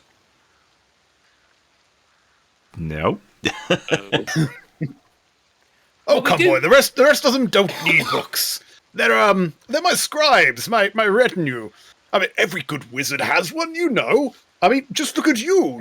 You're clearly this fine fellow's assistant of sorts. But that's Sprig's job. He's to come along and help you out with what... I mean, these other people, and he gives a big glance at the giant Quent in the background. I mean, I see you've brought protection with you, which is great for the roads. You do need that on the roads, but in here, you're very safe. These are not protection. That man there, right? He may look like a barbarian, he may look like a Goliath, but they have a fascinating verbal history. One that they don't write down. It's told through the stories from father to son. He is the book. At this point, I just go out and make a ginormous burp. Make a deception check. Am I making the deception check? You are. Can I use guidance? I'm not sure I'm not sure if it's advantage or disadvantage with the belt, so I'll just give it a straight roll because I can't decide. I'm doing it with guidance. With guidance, you can go yourself, yeah. Okay, and I'm not very charismatic. I shouldn't be doing this. Deception. Yeah, that's just a 13. He goes, well, we don't ever really let people in without a book. I mean, there are certain people that do have an entourage of sorts, but there's quite a lot of you. Oh dear. Anyone want to do anything else?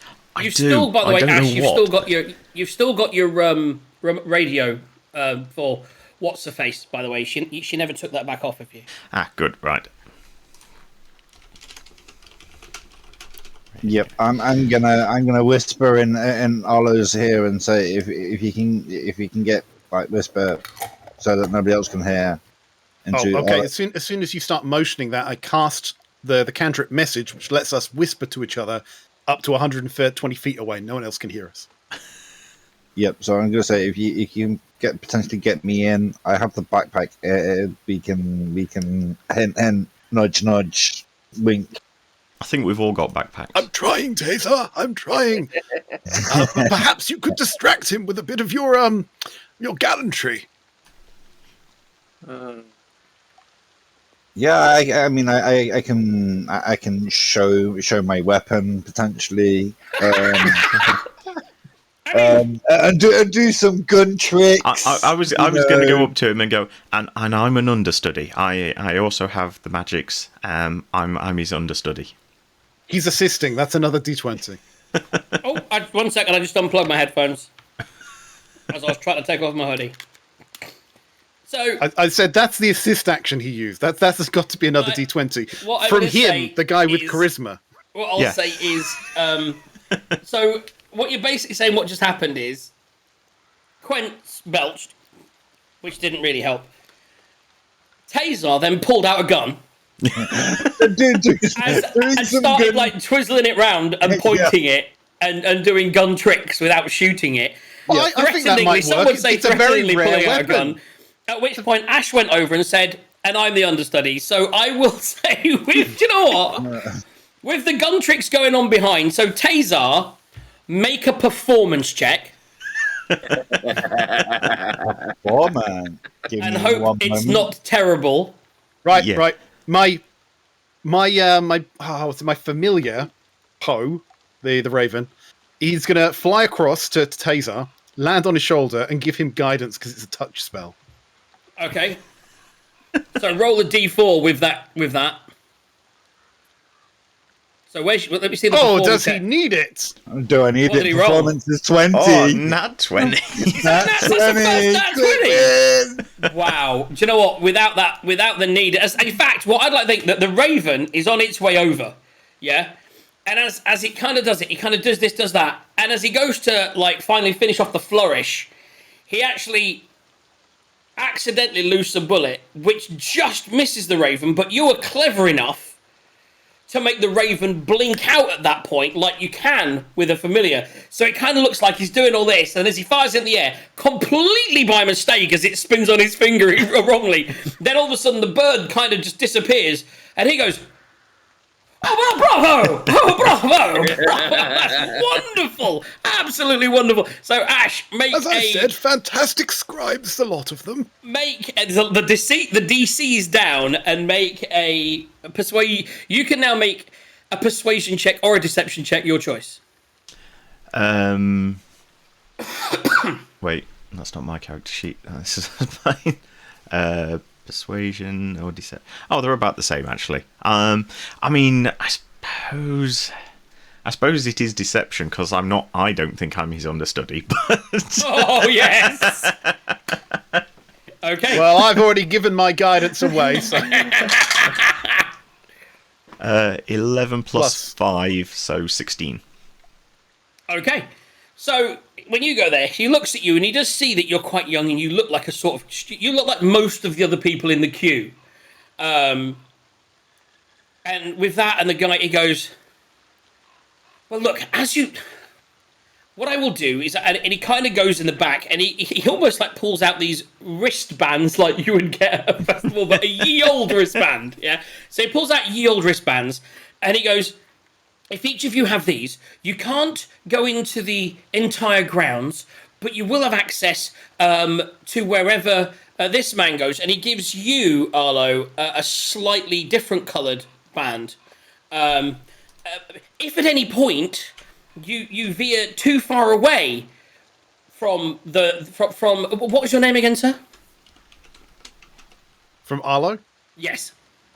Well, it was. What was your name? Oh, Arlo. Hi. He just goes into the whole thing. Arlo, the reaching wood of the bearer. Then he just keeps going. I'm Fem Briss Lart Lancer. Just of. That's of the Lart Lancers of. So you can stay together, and if he moves, but if they leave you by moving too far away, then an alarm will sound and you'll all be thrown in the dungeons. There's no dungeons here. I just turn around to the group with a slight smoke, look in my face, just go, you hear that, guys? If you move too far away from me, you will find yourselves in the dungeon. So everyone, stay near Arlo. There are no dungeons, but you'll all be asked to leave. So please stay together and don't go into. You've got to stay near me. This gives you access into the many libraries that you can use. The first place you would need to go is to take this book, and he gives it over again to Arlo. You need to take this to where the main books get checked in to the library, at which point you'll have access to the various different libraries throughout the keep. And that would be. I mean, where the books get checked in. Oh, sorry, yes. Well, just Sprig will take you. Just Sprig, they need to check the book in, and then just take them to whichever the library they need to. But so follow Sprig at Summerfoot, at which point he goes, did you want a cookie? to Quent. He's next to Quent, and he's reaching up with a little biscuit in his hand from his little pack. Did you want a cookie? Oh, yes, please. He gives you a cookie. Follow me, let's go. My name's Sprig Summerfoot. I've been here for 5, 6, 7, 4 years now, and I've learned to always carry a bag of cookies on you because they don't really give you a lot of time to eat. And I do get hungry, especially for around second breakfast time. I like to have good, solid. Anyway, what we're going to do like he's is got diabetes. You're now walking across. So as you're walking across the big open court of air now, which you will see hopefully on your screen. Yeah. There we go. You'll notice off to the right hand side the big pillars of. Anyway, on the right are the pillars of pedagogy. I don't know much about those. I'm not a guide. I'm not a tour guide. I can just take you where you need to go. It goes, but over there you'll see the emerald door. It's a door and it's green. If you see over on the other side, over there, House of Rest. That's usually where people that need to stay over for a night can stay. I doubt they let you do that because you only brought one book. But you never know. And there's also the House of the Binder over there. He meticulously rebinds books when they're broken, etc.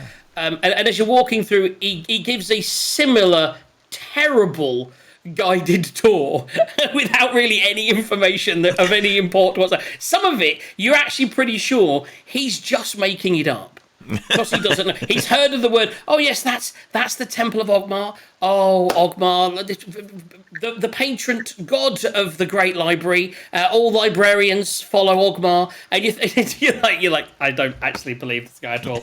But ultimately, he takes you to round where the sort of entrance to the Great Library is to the right, where that blue area is. Around there, it takes you through a door that leads to where the Great Library entrance would be. It's kind of a room off to the left, and there isn't really any sign on it or anything. It's just like a room. And it takes you in, and in here, as you walk through, it's a small library. You can see a load of books left and right, and there are some tables, and there's a lot of studying going on. And as he leads you through... Wow, that's zoomed out. Zoom right in. Oh, shit, I didn't take anyone with me. Come and join me in the library. It'll be zoomed really out. So as you brings you in, as you step into the front area, like you say, there are a couple of people studying at desks.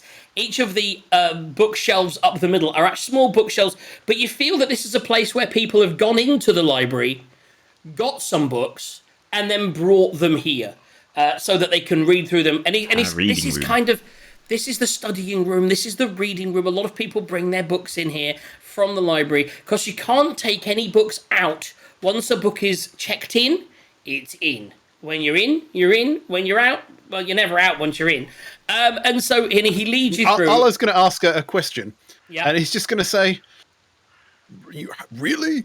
Have there never been attempted thefts? I mean, from maybe an over-eager scribe who wanted to take a book back to his quarters or something out of the library, obviously intending to return it." If you take a book past the front gate, the book immediately vanishes and reappears on its shelf. That's what happens there. It's magic. It's Fascinating. magical. Fascinating. How do you achieve this feat of security? He says with a notebook out. But what it is that's what the binder does in the binding area. Unfortunately, I'm not a binder yet. Maybe one day. You never know. If I eat enough biscuits, he eats another biscuit. There he goes. But no, unfortunately, those magics are lost on someone of my abilities. I'm just a young Lightfoot, Swiftfoot. That's me. Halfling. And it leaves you through. If you guys want to bring your characters all the way through to the other end, and then through to the left. Actually, I can move. There you go. So where Arlo is in that room there, is where you would need to go for now.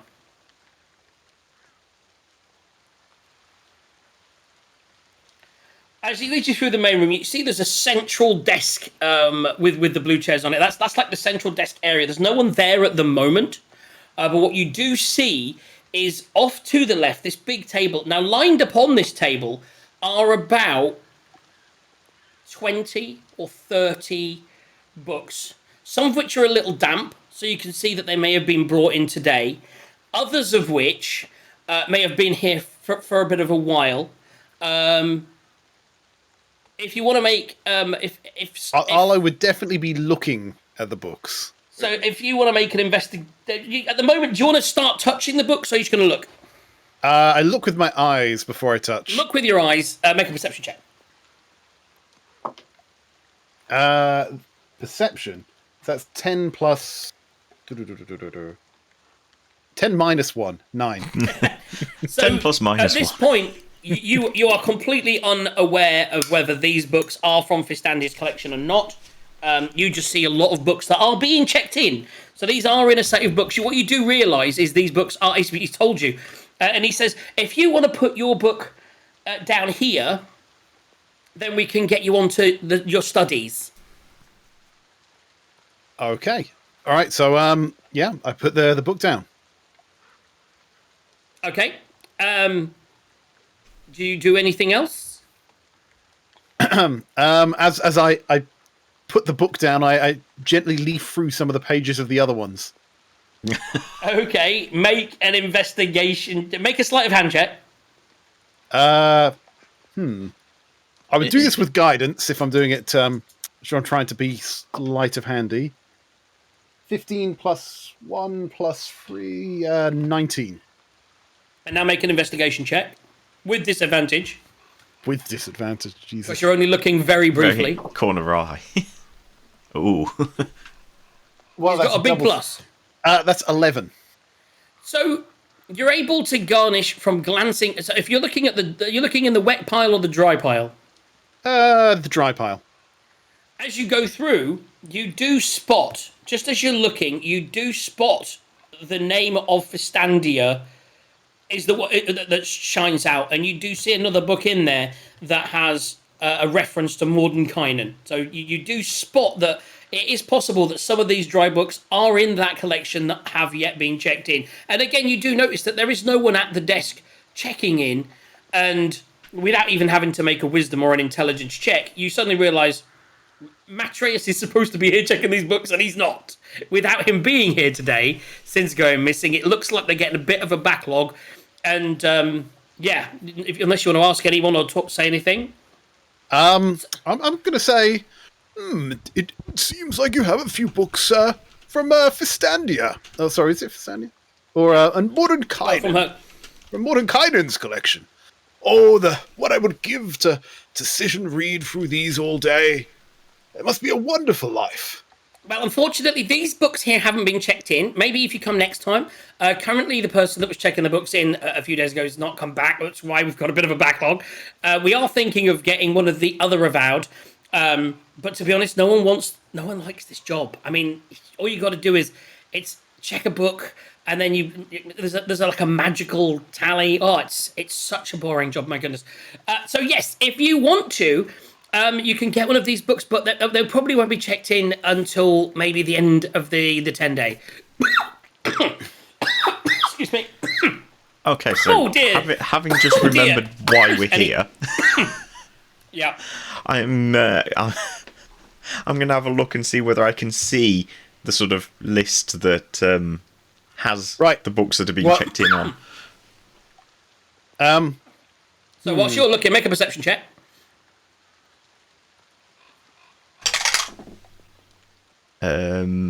Plus perception 3, 21.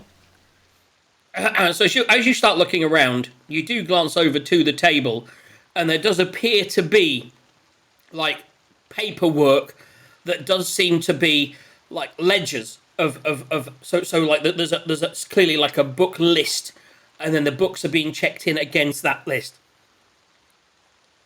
Okay, and what's it written in? Is it something is it like pencil or is it ink? There is a ink with quill on the table. Have they invented ink erasers yet? No, but they have invented fire. This is true. There is no ink erasers, that's correct. I wonder, could prestidigitation clean ink off paper? Who had the yes? Who has the highest passive perception? Oh, not me. Mine's 13. Not me. So I believe it's so. Whilst you're investigating or perceiving over there already, you're kind of actively perceiving.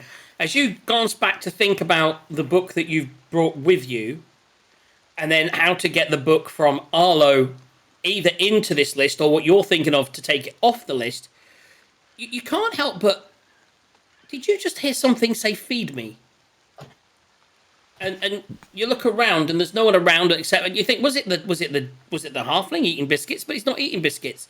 But you suddenly thought you heard "feed me." Okay. So the halfling's still there, isn't it? The halfling's still there. I'll say. I swear I heard something say "feed me." Is there something of life in this library? Would you like a biscuit? So feed you. And then all of a sudden, all of you can now think you can hear rummaging, and you almost feel that you see the books moving from where you just were.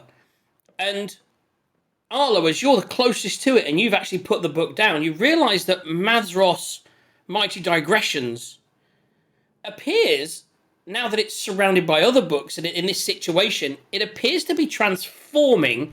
I need you all to roll initiative. We've brought a Trojan book in. It's a Trojan book! It's not a good initiative. That's I think you said that every time you've rolled. Mine's very much. 20. Look at my dice. Oh, it's a nat 20. Oh, that's a nat 20. That's good. We've got a nat 20. Let's get on the list, please, Tazar. We'll do a roll.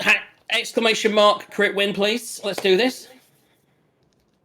JJ, could you put a Tony Hawk down somewhere? Of course. That's obviously the easy thing to do without any notification whatsoever. What are the? How about it's an 8? Be in the list. How about an ape? I can do that. That would work. Is yours is a raven, right? The raven, yeah.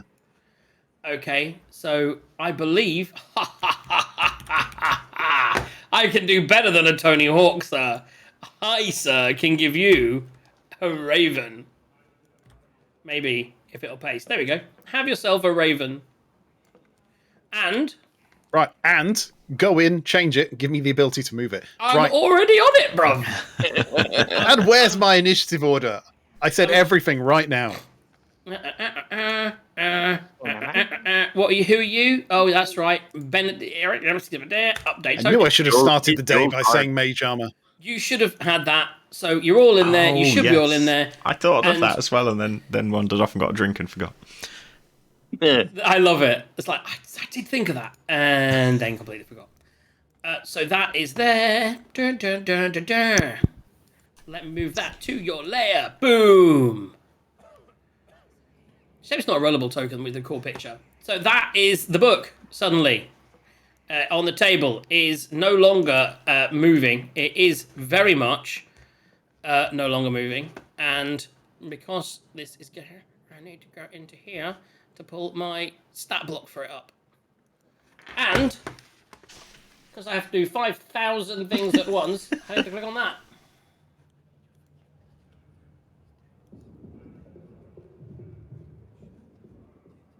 I'm not hearing it, but it'll come on in a second because that's how these things work.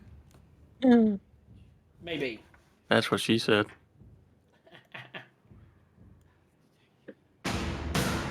There you go. You wait all day and then it comes out of nowhere.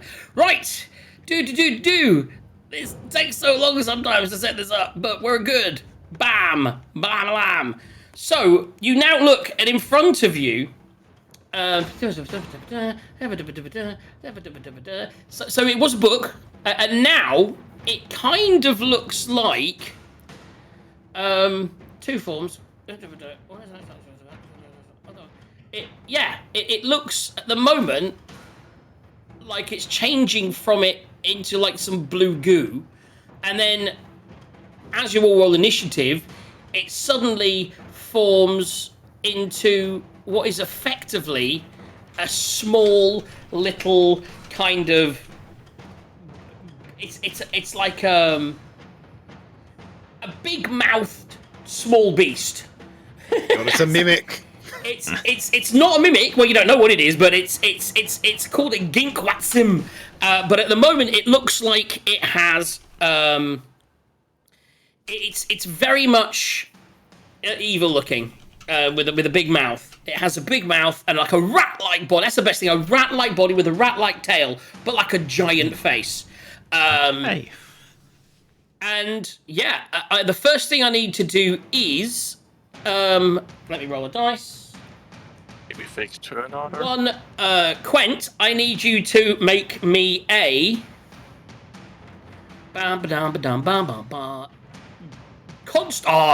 sorted view. Constitution saving throw. Where's the halfling in all of this? So we'll get to that. Yeah, this has just happened. That's literally, it's formed into this beast on the table, and Sarge is making his Constitution saving throw, and I'm putting myself way down the initiative list. Is that live initiative, by the way? No. No. Right, let me. How do I clear it? One before. How do I clear the initiative? There we just go. X the whole thing out and then reopen it. I'm on it. I'm working. For some reason, I've managed to get rid of it from my screen entirely. How do I find the thing when I hit clock? It's not there anymore. I've lost the turn order. DM problems. What did I do? Is it going off screen? No. No, I'm on full screen. It's not down the bottom. It's not up to the top. It's just gone.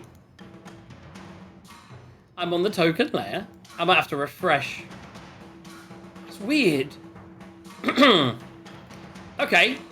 Let's just, yeah, I'll have to refresh. I'm not broadcasting, so that's fine. I'll do a quick refresh of the window. Back in a second.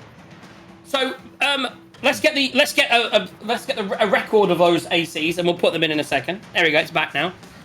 whilst that's loading, I now want to do a remove all turns, clear list, clear, and let me add each of you in. What was it, Control? You. You.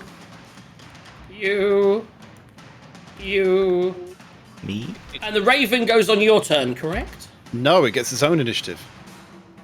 Does it now? Just to be awkward. Let's just make that really fucking awkward. Okay. Yeah, baby. Who's that old fart? That's that's a representative of the Master Sage,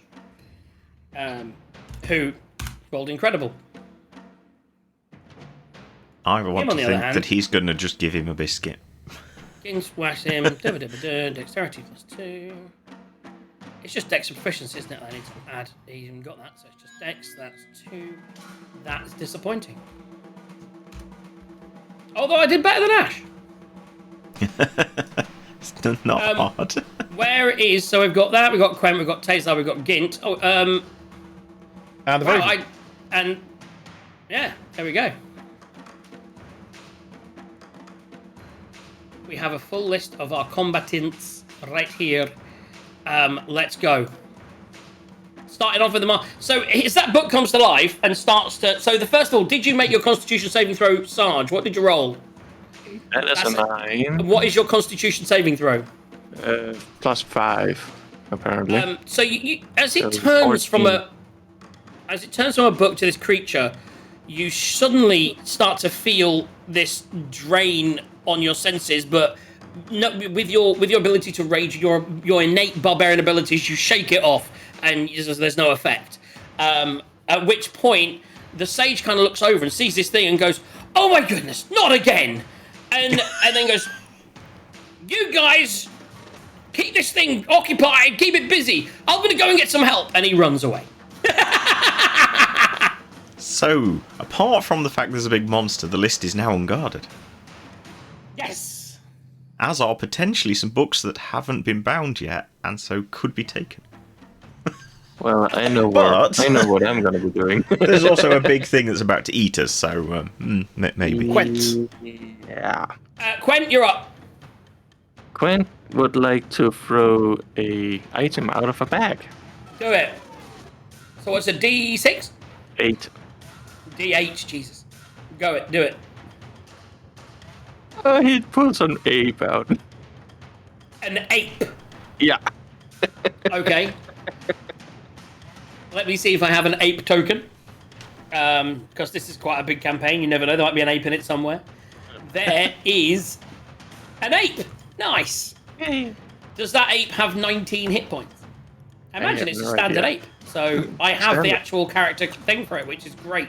Unlike the last one. So we have an ape. And it is just as overpowered as the last one.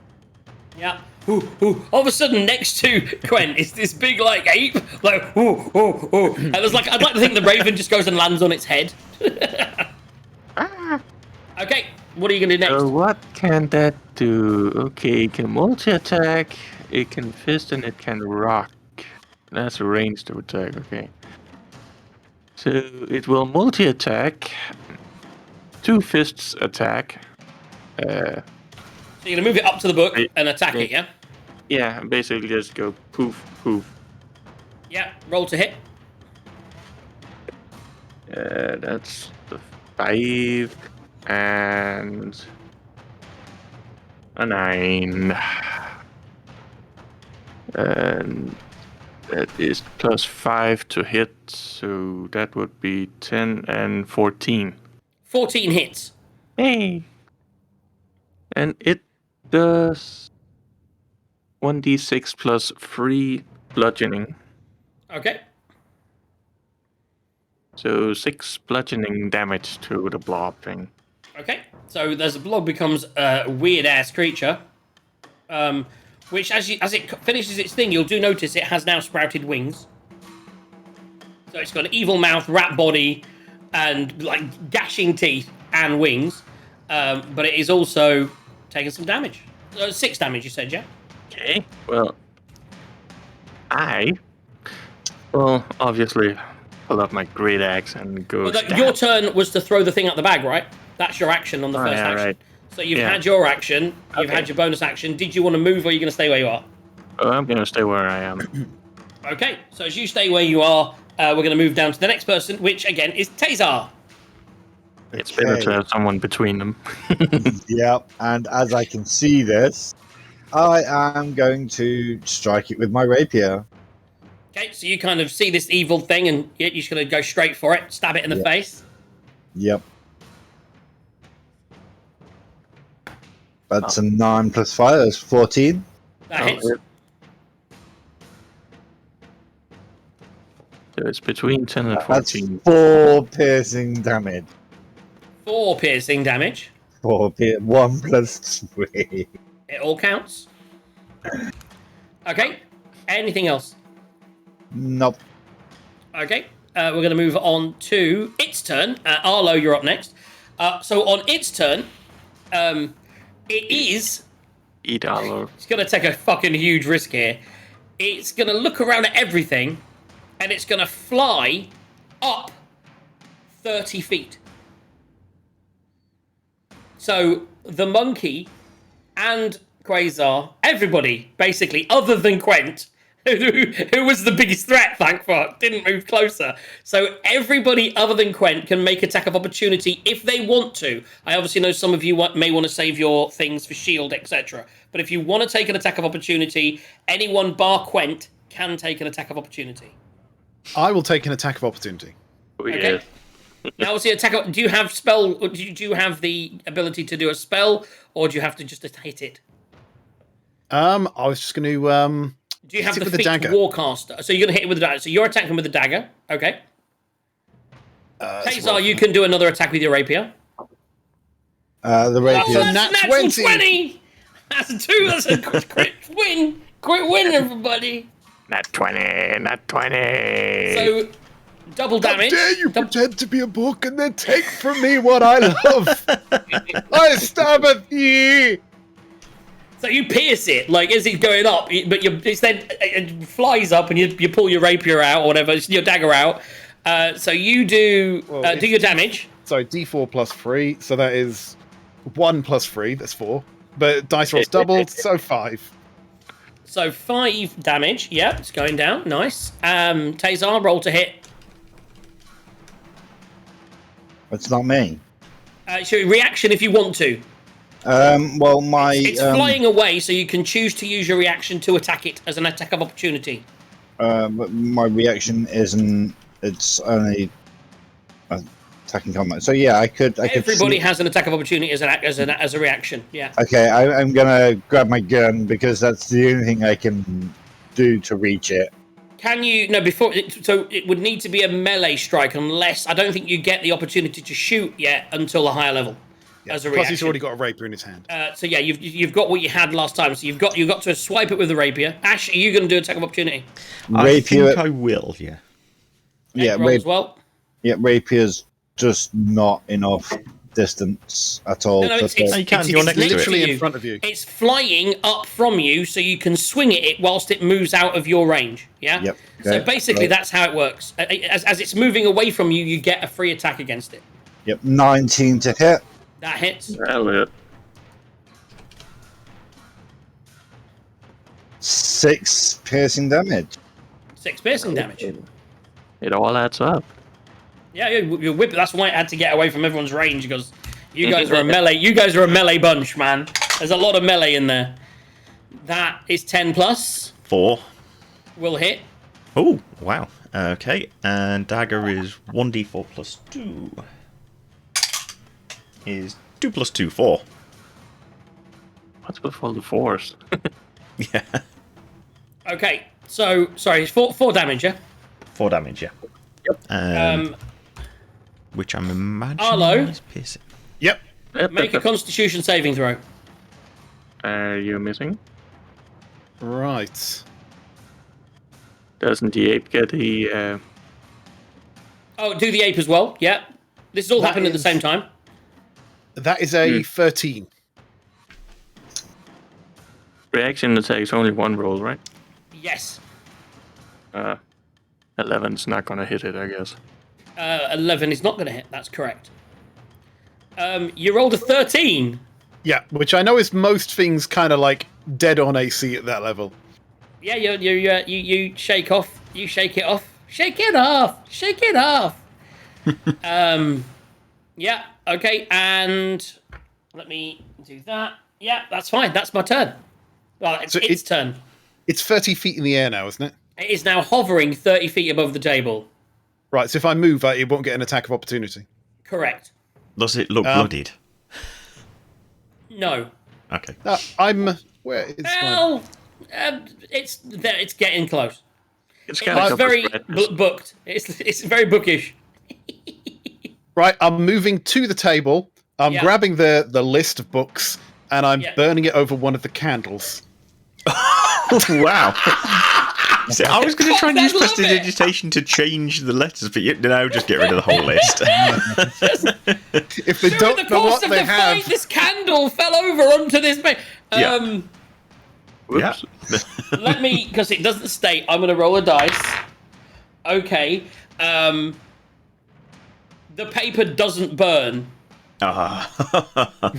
Magic paper. Really? Yeah. Magic paper. It's obviously it's an important ledger at a Candlekeep thing. I rolled for it, and the paper does not burn. Yet, certainly from the Fumic candle. Call bullshit. That's what I call. Okay. Yeah. That was my turn. Okay, moving on to. Again, that was just off a candle. It may well be you can do more, but off the candle, it was not igniting on that roll. It will be a roll each time. Right now, Tony Hawk exists and has a bonus action. Yeah, and has a it's not a bonus action. He's got his own initiative. Mm-hmm. And he's going to use the distract action. Okay. On whatever that thing is. So if it tries to make any attacks that require a roll, it's at disadvantage. Okay, good to know. So basically, the Raven is just flying up there and it's flapping around and it's distracting the thing and getting in the way of its line of sight and all of that. Yeah, sounds good. Right. I'm going to do... so it's moved out my range, so I shall do Ray of Frost against it. I'm not even sure what I would use, but we'll use one of those. There we go. That's the wrong token, but you're going to use Ray of Frost. Ray of Frost, wait 1 second. Oh, okay. Is distract actually an action? It might be assist that I'm thinking of. Well, sure, doing that. Make your attack roll with your Ray of Frost. Well, no, it matters because if it's assist, then he has advantage. Got you. And I think it may just be assist. Disengage dodge. Yeah, sorry, that's what it is. He's distracting him, which is the assist action, which just makes him easier to hit. And is that for just one attack or for everyone's attacks? While he's there, and he's been given the bonus action bonus action command, he is just flapping around the thing, distracting it. You know, how have I never used this with Tony Hawk? I always wonder that as a DM. It wasn't going to say. I've never seen that. It cannot attack, but it's pecking at him. You know how it would distract you. You're like swatting at something while you're in combat. It's just. But that's because I know how expensive it is and how few hit points they have. I don't like him anywhere near combat. Exactly. Okay, so you're there flapping at it, doing its thing. So roll with advantage. Advantage, right? One of those is a nat 20. Crit win, everyone. Crit win number 3. Crit 4. 4, yeah. Fucking hell. I'm keeping track. Right, so that's That's crazy. D8. So you roll your D8, double it, and then add whatever you have to add. Oh, and fuck that's an me. 8. So 16. 16 points of frost damage. Yeah, but there's no plus to it. To frost damage. I'm not really. But yeah, there's no plus on it.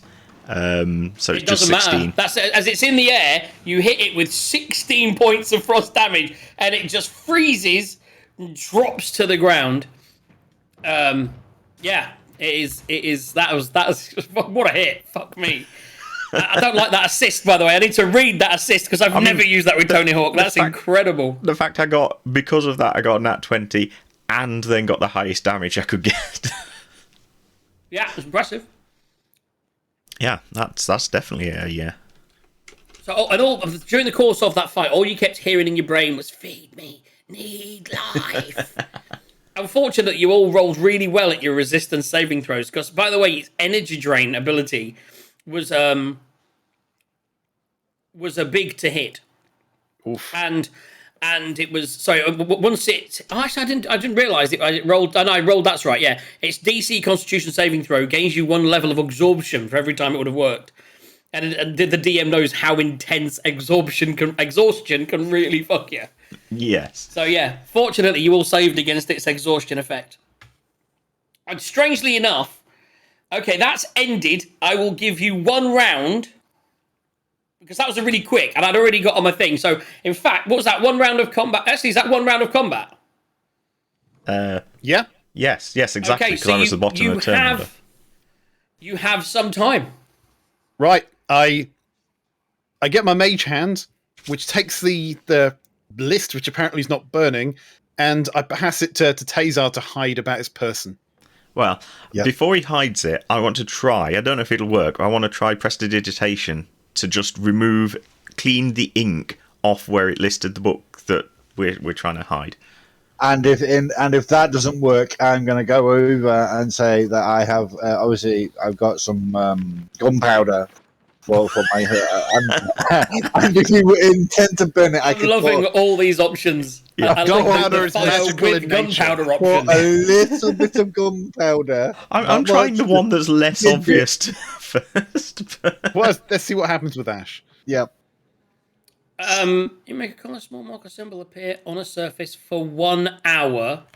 I was going more for the cleany one. Illusory thing. Yeah. Do you know what? I roll the d20 for me. Yeah, the clean or soil an object. So I was going to try and clean the ink off. So yes, sorry. All you're trying to do is to clean off the ink of that one. It is definitely less than a cubic foot. Yeah. But whether it totally cleans it, and it obviously there'll be a gap, maybe, etc. So yeah, do it, and we'll see how good it looks. Yeah. Okay. So what am I rolling? I'll even say make a performance check to see if you can remove that ink from the page and make it. That's what you'd have to roll for a fraud or a thing. Yes, So you're trying to doctor it with that. I'll say if you're trying to doctor it, roll a performance check. Okay. That's 7 plus 3, and I'll also do favoured by the gods. Oh wait, no, I can't do that. No, this isn't a saving throw or attack roll. No, I can't do that. So, okay, so 10. It looks... I mean, certainly... the Fistandia's... The extra dimensional... It was a long title that's gone. And you can see that title is now missing from the list. You have managed to scrub it. But it does... To a trained eye, someone that was looking through this list might think, shouldn't there be another book there? But there is no evidence of what that book should be. So it has been removed. Our book that we've brought in, is that on the list yet? No, that's no. It's on the table, and now you're starting to hear some noise coming from the hallway. So has anyone got any good handwriting that could write our book in instead? I'm looking at Arlo here because I'm imagining he'll have the best handwriting. Arlo he's up to this task. He will sleight of hand this. Okay, so if you want to go over, you've seen that it's removed it. If you want to sleight of hand and put one of the other books in that list, you can do. Right. So obviously I'd run over to the desk, take the ink that's on that desk, and write this in. And what are you writing? Are you going to write the book that you've added that's now in pieces on the table that no one's known about? Are you going to write another book? Yes, that book doesn't really exist anymore, does it? Yeah, I'm going to look at one of the books on the table, because surely they're not in there because they haven't been checked yet, have they? Mm-hmm, that's correct. Well, that's what you would assume. Yeah, so I'm just going to find the closest one and then just copy the name across. Make a performance check. Oh, that doesn't look good. That is an 8. Plus... Oh, that's not going to be plus. No, that's an 8. Okay. I mean, it's written in there. This isn't you are not going to get away with massive fraud signing a cheque at a Bank of England. But the two of you looking at it, looking down at your work, you're thinking, providing we're not here in an hour, no one's going to know it was us. This is true. And the book has been removed, and as you're doing this, and that's taken a minute or so to do that. Tazar or Quent, did you want to do anything at that point? Yes, I'm going to put it in the backpack very, very quickly. Put what in the backpack? The book that's now been removed in the backpack. Arlo has that book. Okay, he's got it up on him. He's got it on his piece. Did you want to grab any of the other books? I was thinking you might want to. This might be where you want to steal a book of the non-checked-in ones, because if we've just said they're not on the list. Which, by the way, leads massively into a next story, probably. Yes, so I'm going to get Arlo to come over and quickly... Oh, no, this is on your turn. You know, there's not enough time for Arlo to come over and look. Yeah. No, just grab what you grab. He's faking things in the thing at the moment. You Quent, you'll come to you in a second, but Tazar, you're just going to grab a book, yeah? Yeah, I'm going to grab a couple of bucks if I can. Okay, well, as many as he's able to. Roll a d4 for me. Oh. Ooh.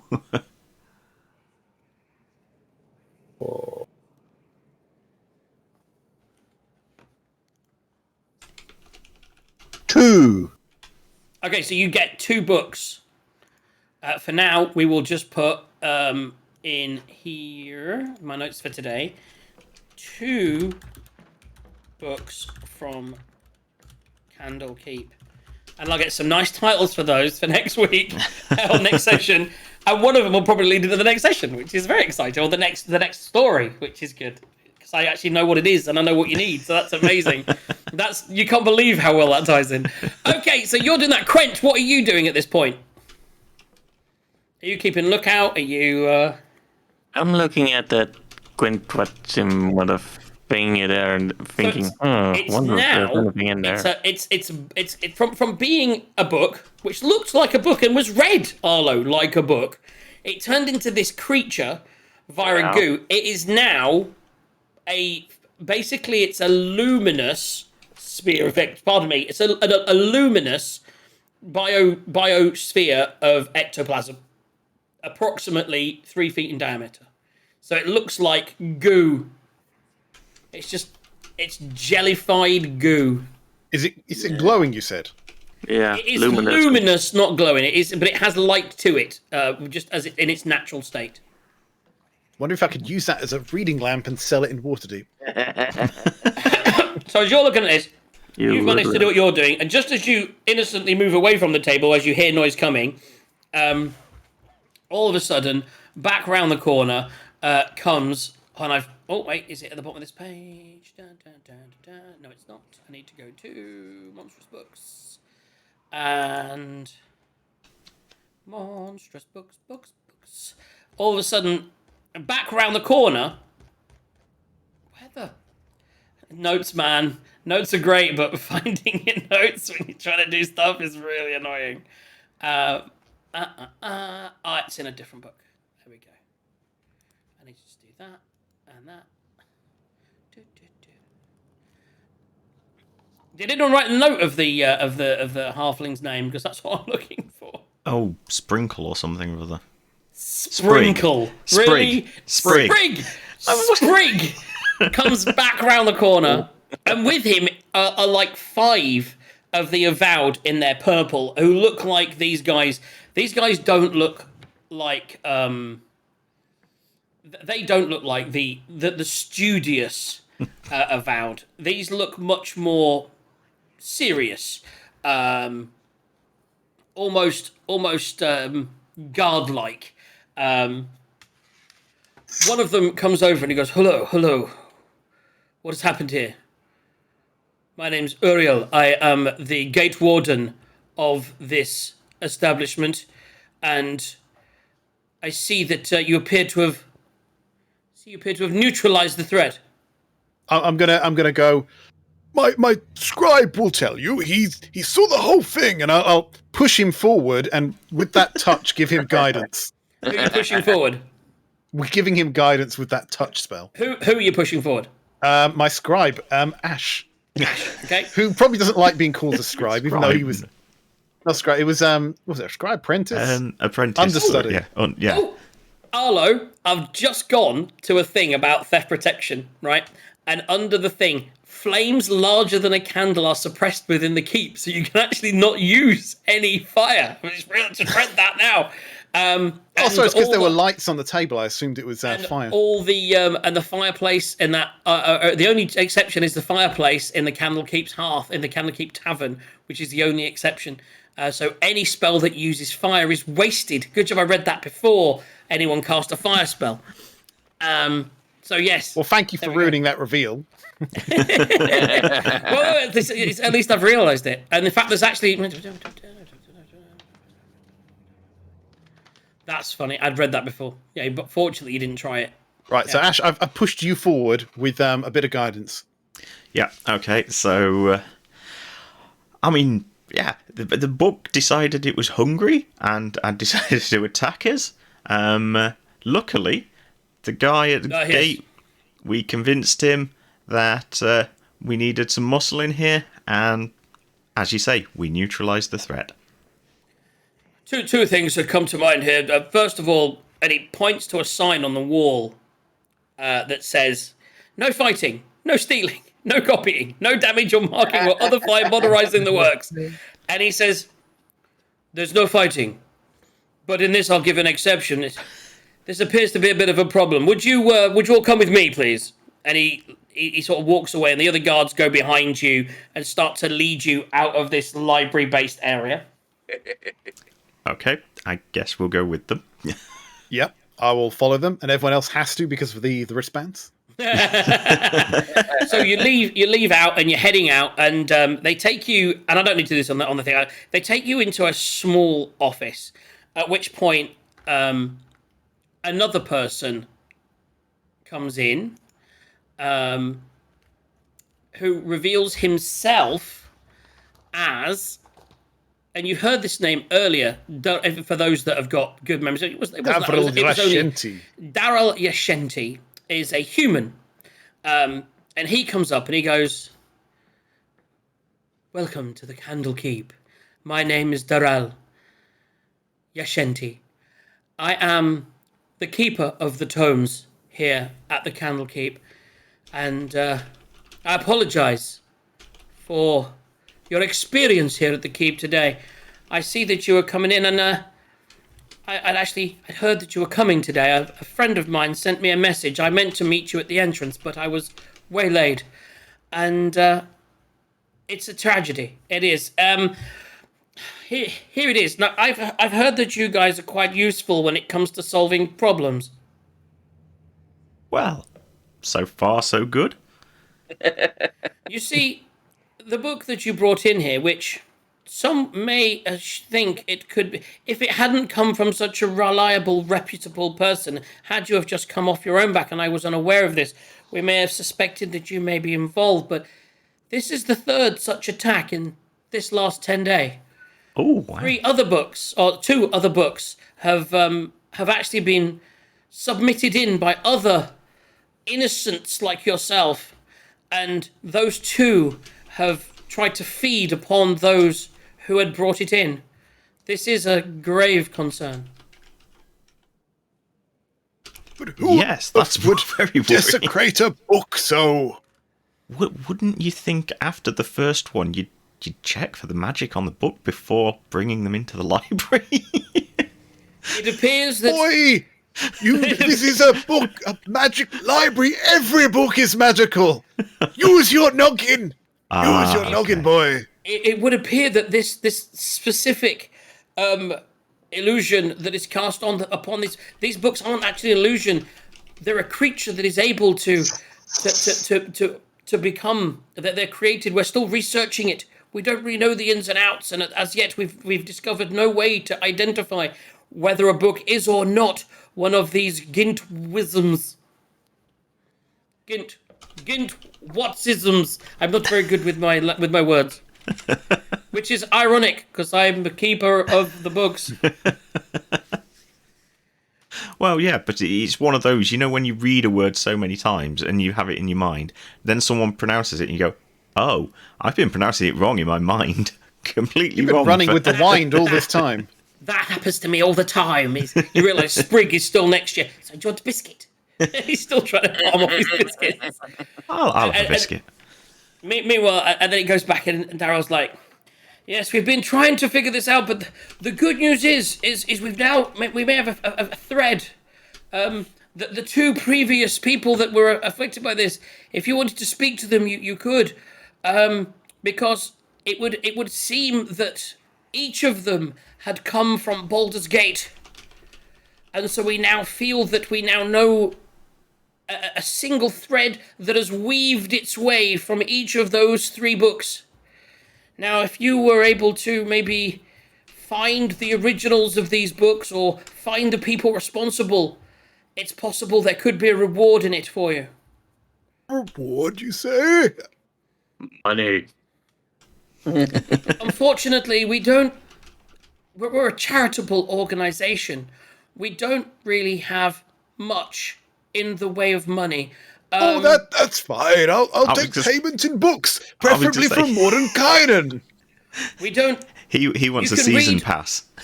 You can read all the books in here. Oh, well, a pass, you say?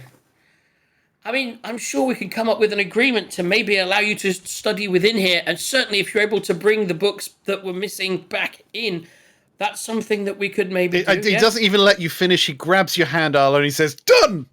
Because do they have a the ability to read all the books in a library? I will have to read that. Let me come back to you on that. It's actually possible that that's a thing, but I will have to check. I mean, obviously that's later level by a long way. But... Much later, yeah.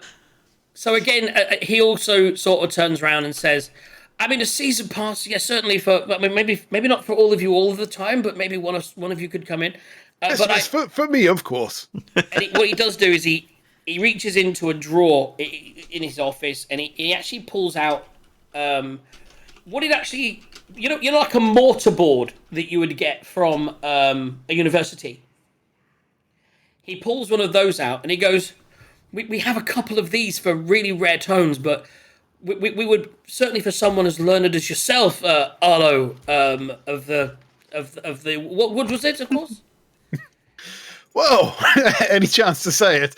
You know, Arlo of the Reaching Wood, bearer of the Book of Names, holder of the secret ways, guardian of the sacred text.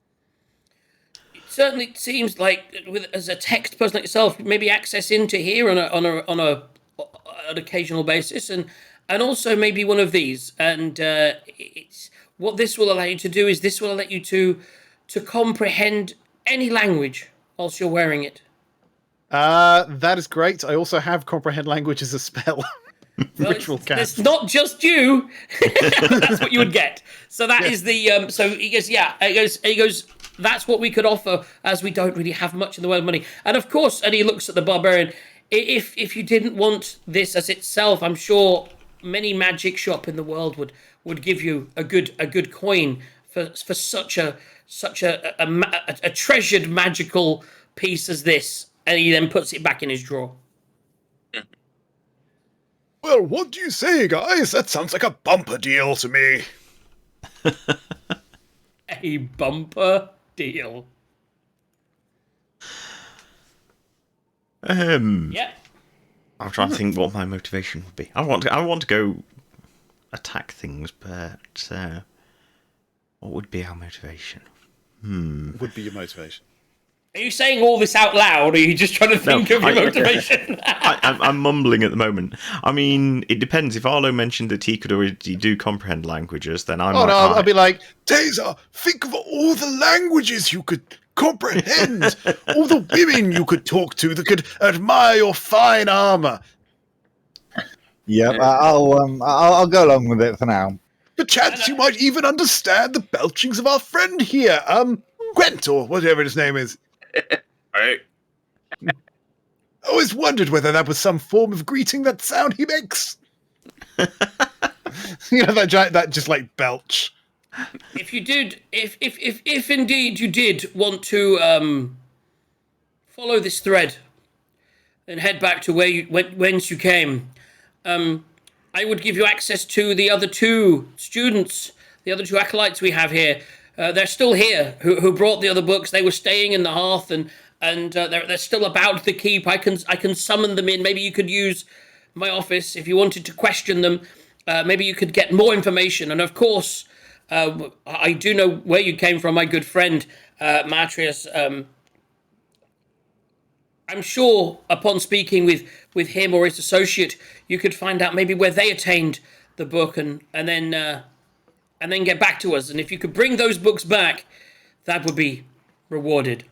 Yes, I heard Matrius was a little indisposed at the moment, but as soon as he's feeling better, we will broach that subject with him.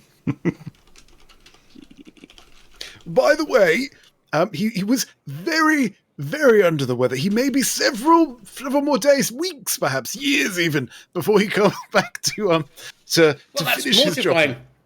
Because just earlier, when I spoke to his assistant, she said that she was hoping to be back in the keep by tomorrow. Well, I'm sure she would know best. She did say she was going to go get something to make him feel better, so maybe she's been successful with resurrection spell of some sort. Yes. All I can do is spare the dying, and he was already dead. He was very crispy. So I will, yes. So basically, need you to, if you would like, Sprig, is that your name? Yeah, young man. If you could possibly go and bring Yelleron High Scroll. I believe he arrived from Waterdeep yesterday, and he sort of looks down and checks some notes in front of him. He was, I believe, at the Temple of Ogmar recently, looking, and he was looking for books on Ogmar, and he may be in the Pillars area or the Temple. If you could bring me here, that'd be appreciated. And then he turns around to one of the people behind. If you could find Valor, he's a big, intimidating man from the Purple Knight organization. He's currently studying. We're keeping close tabs on all these. He's actually been here for 13 days now, and he's researching over in the Great Library. If you could bring them over, and then our friends here can question them. Thank you. So they head off. Excellent. So not only are we helping these people, we've also stolen from them. You've stolen 2 books, you've deleted a book they're supposed to get, and now they're going to pay you to investigate where the book that you brought in that damaged them.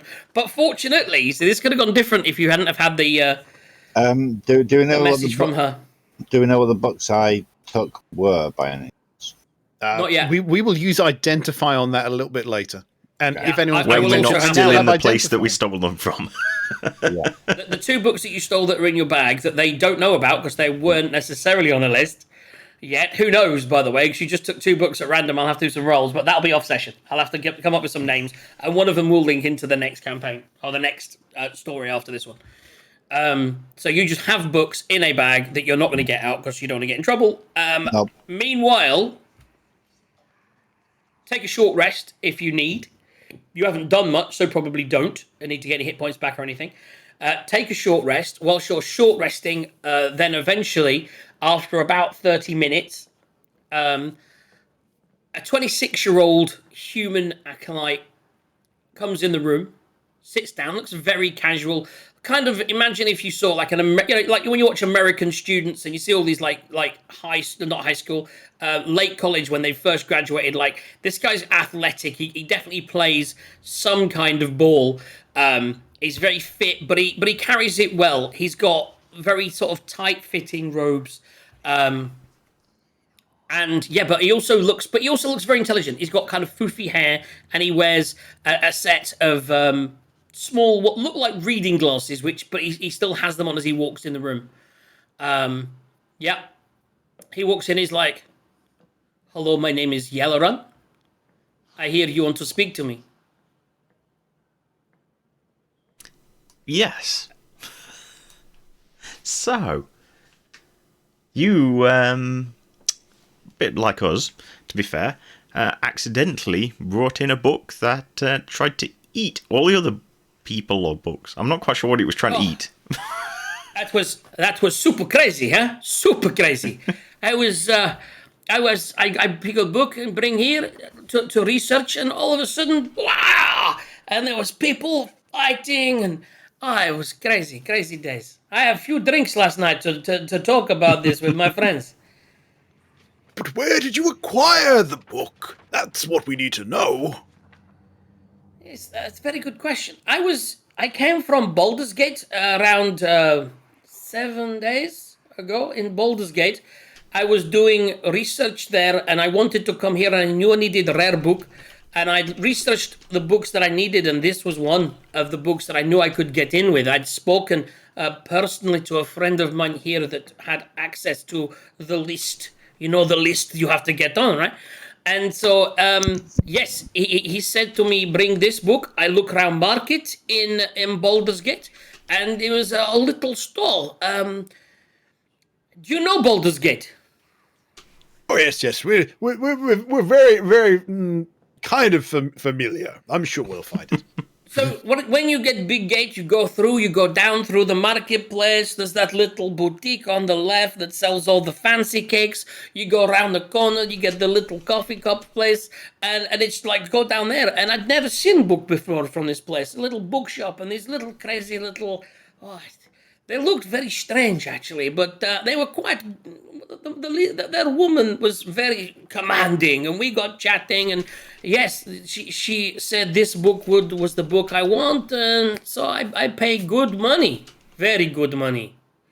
Not happy, but it got me in here. Did the shop have a name? Did it have a name?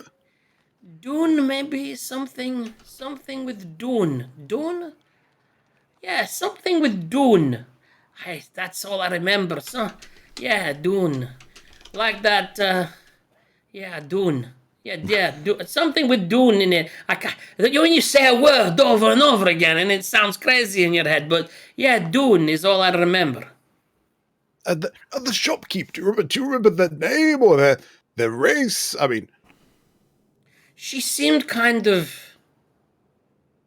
What is the word?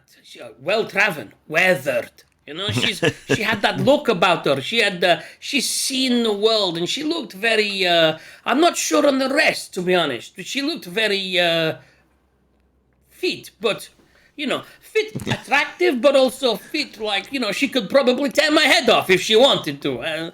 I didn't ask questions. I bought the book and I left. But her race, goddammit! So was she a dwarf? Was she a dragonborn? She was definitely seemed very human to me. She was not big or small or I mean, a lot of the human races all seem very similar. What race is this? This is true. This guy is human. You, sir, are ignorant. In other words, she was hot. That's what he'd spotted. Yeah, he didn't start looking to whether she had ears or anything. You've got what you've, and that's pretty much all you get. You keep asking questions, but all you've really gotten is that Baldur's Gate, Marketplace, Dune, female. What I would give for a medallion of forts right now. He's had that many drinks from last night. He probably know more. Sounds like he just is stupid rather than holding back. Okay, so then he leaves, and another person comes in. Much more intimidating, bigger, fitter, tiefling. This is a tiefling with a purple tail, purple skinned and a big tail, and a permanent scowl on their face. Right. Poe is going to fly over and land on Ash's shoulder, and kind of peck him on the side of the head and give him guidance. Because again, it's a touch spell. You need to touch it to do it. I hear you wanted some information from me. Yes. So apparently you came in. This is the guy that's been here a bit longer. So those little halfling biscuits are lovely, aren't they? They are actually. I had a couple earlier. So was it? What's his name? Sprinkle, not Sprinkle. Sprig. Sprig is the one with a big. Was it Sprig that showed you around as well? No. I can't remember the name of mine, but I don't have one now. I'm having to clean. I spend most of my days cleaning to make up. Well, they had me doing this because they thought it was all about me, you see, when I did it. Because you were the first one to come in. I've been making amends. They've had me cleaning toilets. Cleaning toilets. So you were the first of them that this happened to. I served in the Cormorian Army. I did the Cormorian Army. And here I am cleaning toilets. Right. So, same question as we asked the other dude. Where did you get the book? Well, I've already answered most of these questions. Make a persuasion check. Okie doke. She's pissed. Right, I'm going to assist him. You know, no, do tell her he's a good listener. He'll definitely know a little bit more than those artsy-fartsy people around here. They know nothing. Advantage. Can he have advantage? Yeah. With guidance? Yeah. Here's where I substitute both his rolls for sixes. No. So that's hilarious, yes! Gives him advantage, gives him that natural 20, and then +4. You're a 6. So what's his persuasion we're doing? Persuasion, yeah. Yeah.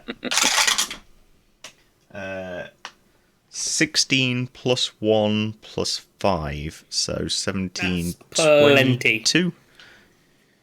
So you win a round. She's agitated, she's restless, she's not happy about being here, she's not happy that she's been cleaning for the best part of 10 days to make amends for something that you're going to get paid to go and resolve. I'm a bounty hunter, you know. I bounty hunt. I was actually here researching a quarry, and I've been cleaning for days. But do you fancy coming with us to investigate? She just looks at you and growls a little bit. She says, 13 days ago I arrived here with the Dark Hunger, it was called. It's a series of nearly incomprehensible notes about Hadar, a powerful yet inscrutable entity that lives amongst the stars. That's what got me into this place. Where did I buy it from? I got it from the market in Baldur's Gate.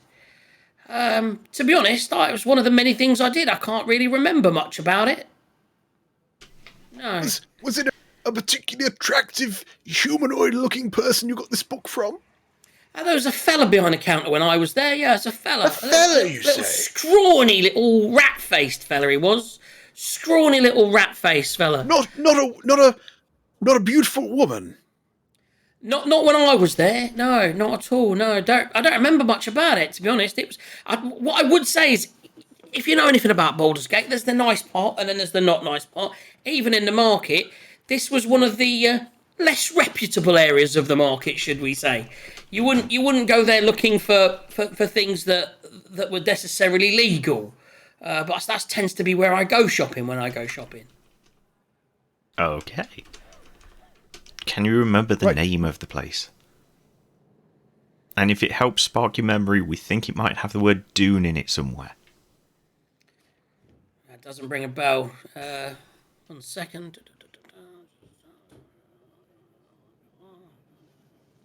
Oh, right, yeah. Yeah, Dark...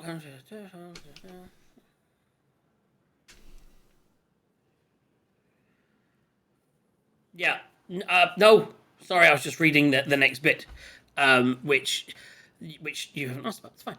No, I just saw. To be honest, I just saw a store with books, and I needed a book to get in this place, and I thought it would help. But why that store? Did you ask around? Did you instinctively know that would have the rare kinds of tombs that a place like this would need? No, I mean, to be honest, at the time, I was just looking around for books to get into it, and I thought, I don't think anyone, I think I was just going to chance my arm. It had rare books in the window. It wasn't a window so much as like a store, but it mentioned rare books. And to be honest, I think I might have asked the scrawny little guy. I think I said I was heading here, and I said that I needed a book that wouldn't necessarily already be in here, it was really rare, and he said that this was one of the rarest. So I took my chances. Yeah. Not really, but Anyway, I don't have to clean anymore, and I've got work to be getting on with in the real world, so if you don't mind. And she leaves. Yeah. And what that a leaves fat you. lot of help those were. So you got an idea of a location. You know what you're doing. What are you doing? It's the Baldur's Gate Market, which I'm assuming is not small. Mm-hmm. It's pretty big. But you got a little bit of information here and there, a few clues to be working on. So what's the plan? I reckon if we speak to these magical types, they might be able to jet us back there, toot sweet, and we can investigate the market, maybe. So you spend the best part of sort of like the keeper's no longer available. He's going about his business, and as you speak to the sort of seekers that are around the place, they're reading and they have no interest. And as you finally speak to a couple of the avowed, you ultimately say you're helping, and they do that, and they send a message through, and you find yourself deposited on the outside of the entrance gate with your location in mind and no magical means of getting there. Do you not at least have some horses that we could borrow? No, the door's just got closed behind us. That's it.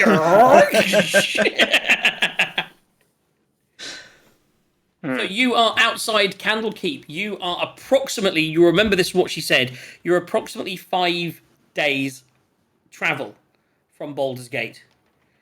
And in fact, I have a map. Oh, I didn't put the map in here yet. Is that the map? No, that's not the map. I don't have a map. I will have a map for next session. Well, I have 1 day's worth of rations for a 5-day trip. And we don't have a druid, do we?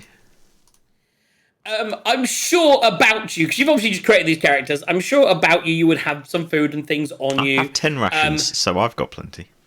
There'd be. We got given some stuff on the way out by She gave you an apple. There's some food knocking around, like so. For that counts as 2 days. And I'm sure that like Quent could kill a bear with his bare hands, and then you've got 10 rations as well. Yep. So it says rations 1 day, and then there's a quantity of 10.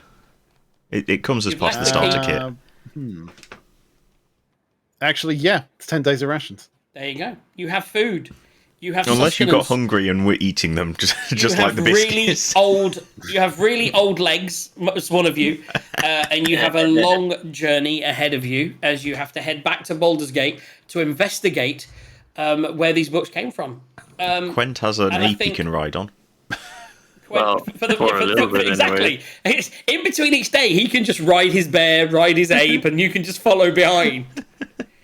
As you leave the keep, your wristbands magically fall off your arm and disappear. I have about 15 minutes, but I think it's probably a good natural place to end that there. We'll do some rolls and things. That was fun, guys. Less combat, a little bit more fun, a little bit more stuff going on. Kind of a setup. It was always going to be coming out of that last one and into this one.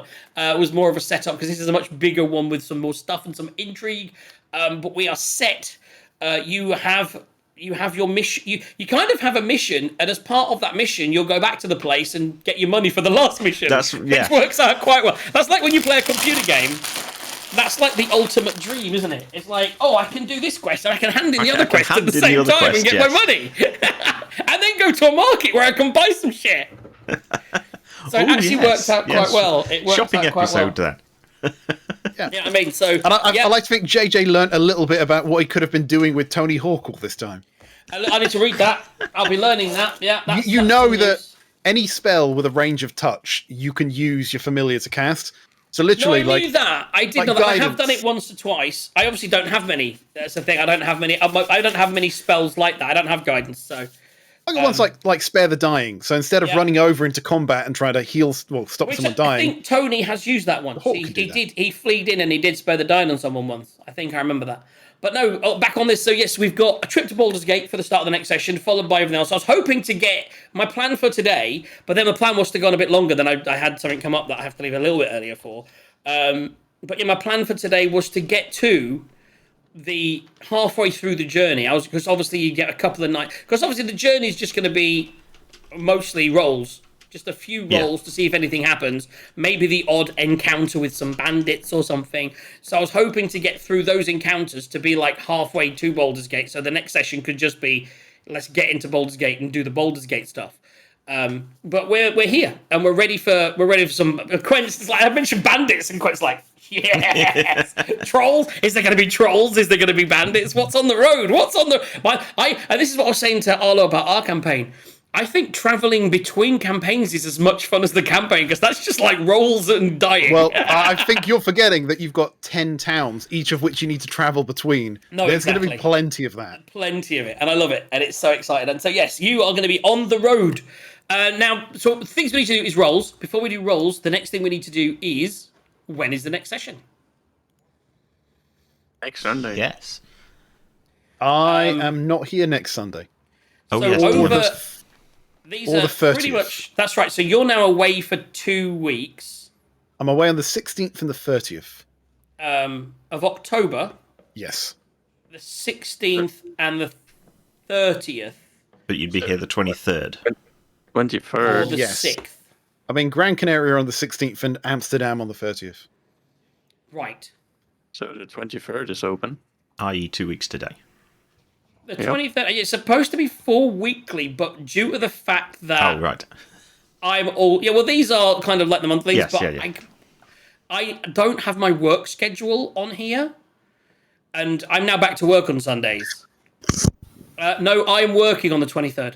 Okay. There we go. I've just loaded that calendar up. So for my work schedule, I'm working the 16th of the 23rd.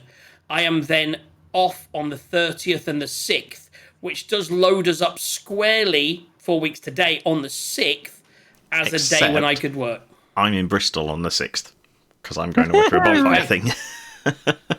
Okay. I think every other week I'm available except that. Yeah, well, I was hoping this would be the 30th, but if you're not here on the 30th, then that would be... Yeah, because I'd penciled in this as the 30th as my day to do it. I definitely can't... So with that in mind...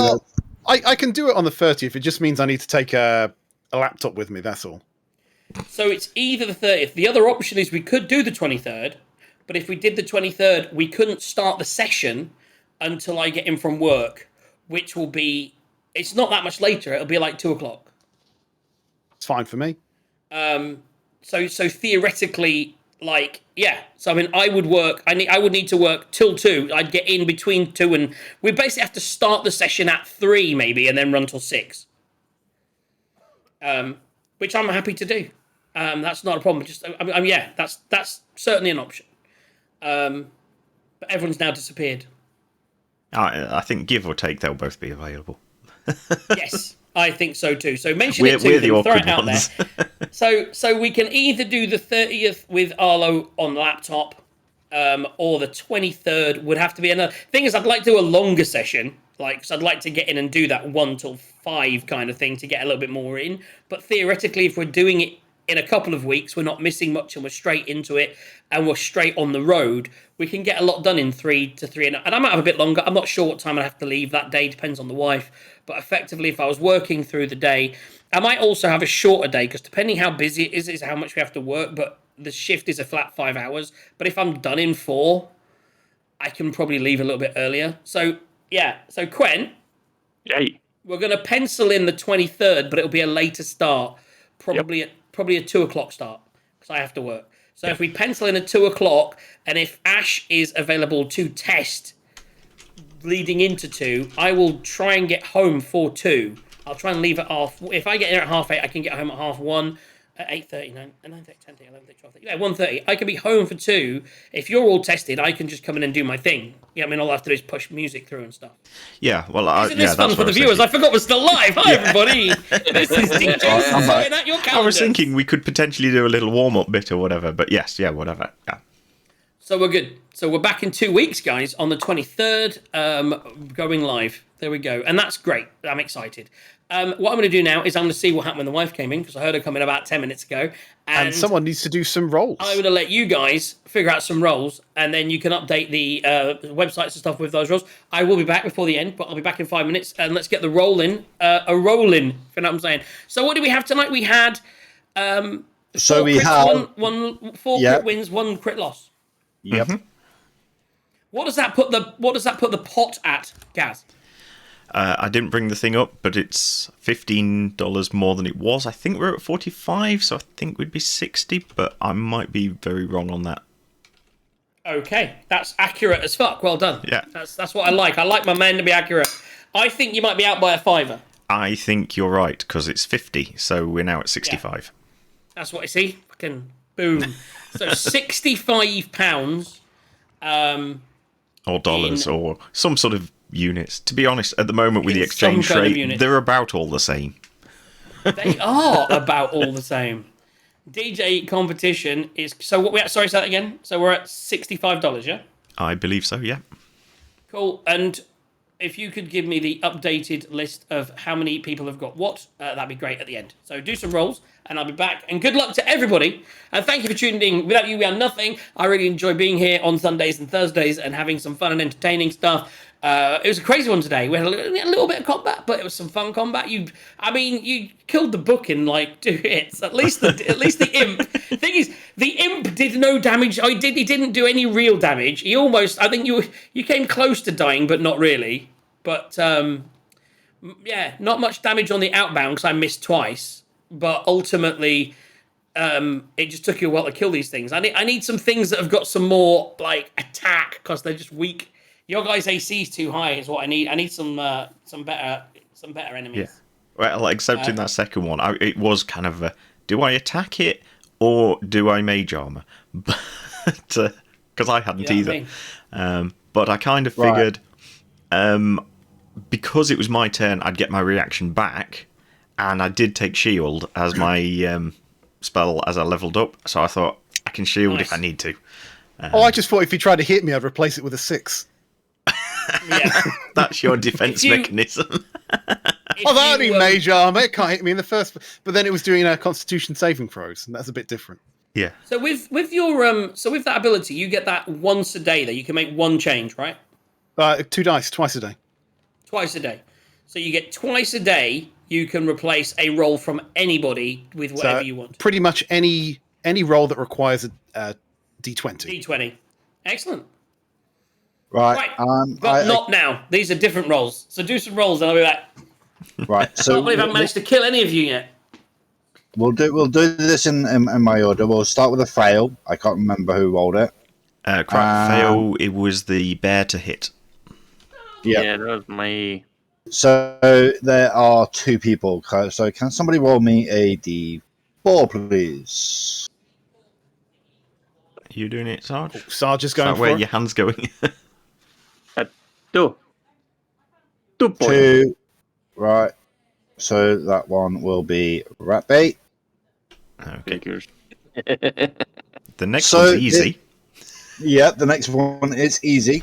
It can only be rat bait because the rat bait was the only one that entered, apart from myself. I can't be entered, so that's rat bait. Yeah, and this was your performance roll. Yeah, my performance roll. So the next one was Sarge's, from how I get this down.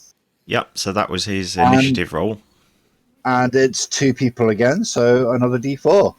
I'll roll this one. That's 2. That one is Trace. Yeah, go on, Trace. Should have taken my 4. The next crit win is yet again Sarge's. And there are 3 people in Sarge there. was smashing. No, this one wasn't Sarge. This one was Arlo to attack the book creature. Okay, I got that wrong then. But so it's still a win. Yeah. There are 3 people in that. So it's a D6. 1. 1 is rat bait. Low numbers tend to be rat bait. He tends to be quite attentive. And the last one, which I believe is Gaz's, and there are 2 people, so another D4. Please. 3. That one is Trace. So I will round these up and I will PM them to whoever they need to go to. Yeah, so we got 3 entries for Ratbait, which is good because he got none last time. When we rolled tons of them and he was entered into every single one and didn't get any. So this time he's got 3. Yes, 3 for Ratbait, 2 for Trace. Yep. Okay. Do we have the updated list? Oh, you'll update the list anyway, but yeah, so when you've updated it, I'll copy it into my sheet. Yep. Yeah, I don't have access to that list, so it's on the it's in somewhere. Yep. Yeah, I'll grab it. I'll grab it from Gaz after everything's finished. So, guys, thanks for tuning in. It's Freakby said I entered at least one. You have one entry, darling. You have at least one entry. Although you didn't get any today. She didn't win any today. No. I blame the people that roll the dice. So you and Quent. Mm-hmm. Me and Sarge. Yeah, it's always me and Sarge's fault. Yeah, I'm excited to leave the world of the libraries, head out into the wilderness, and see how these guys finally survive in an external area where other creatures like... I'd like to think that maybe Quent will go out there, throw out a bear, another bear will come along, and his bear will leave him for the day and just go off and make sweet loving. How will Arlo cope with walking for 5 days on his ancient legs? I have no idea. Well, that's what Taser's for, isn't it? Is he going to ride the back of Taser for the entire trip? That's amazing. He can't because I have the backpack full of. That's true. We've all got backpacks. Will JJ remember to between now and 2 weeks from now, will he remember to come up with 2 names for 2 other books that we can use? I will PM you the weekend next. I imagine weekend. one of them will be the next book, which is interesting. So the book when this story finishes, one of the other books I believe will be the next book, and in fact both of them might be the next 2 books. That might be just how I work it. Although you'll have to realise that you can't use them until I'm ready with those campaigns. So yes, it was fun. You're going to have some books. We've got stuff to do. The other reason, by the way, I was kind of hoping that we were going to do this Sunday session on the reason to do it on the 30th would have been it's the day before Halloween, and I thought on the way between here and Baldur's Gate we could have a haunted house episode. That's what I was thinking for that, you see. Well, we could still have a haunted, just slightly either early or whatever. No. Yeah. But for next week, we'll just do the 23rd. Maybe we'll do a haunted one anyway. But for next week, next week, no session. Thursday or Sunday. The following Thursday, no session. Then we'll be doing on Sunday, 2 weeks from now, a session right here, little 3 hours after my work. And then I believe that leads into the following Thursday when we begin officially campaign 2 of the official campaign. That was almost perfectly timed. I was like, the officially campaign. That's it. Achievement unlocked. My phone, sorry. Ash, do you have some music ready for the parting credits? No, is a short answer. Okay. So I mean, I could play something random, but... So as you bring up, I'll just set DJs. Actually, do you know what I mean? I can. I've got it. DJs and Dragons, DJs and Dragons, DJs and Dragons, DJs and Dragons, DJs and Dragons, DJs and Dragons. Actually, are you gonna put the thing up yet? Yes, I did, but then I thought I'd come back to see you do that. Okay, we'll go. DJs and Dragons, DJs and Dragons, DJs and Dragons.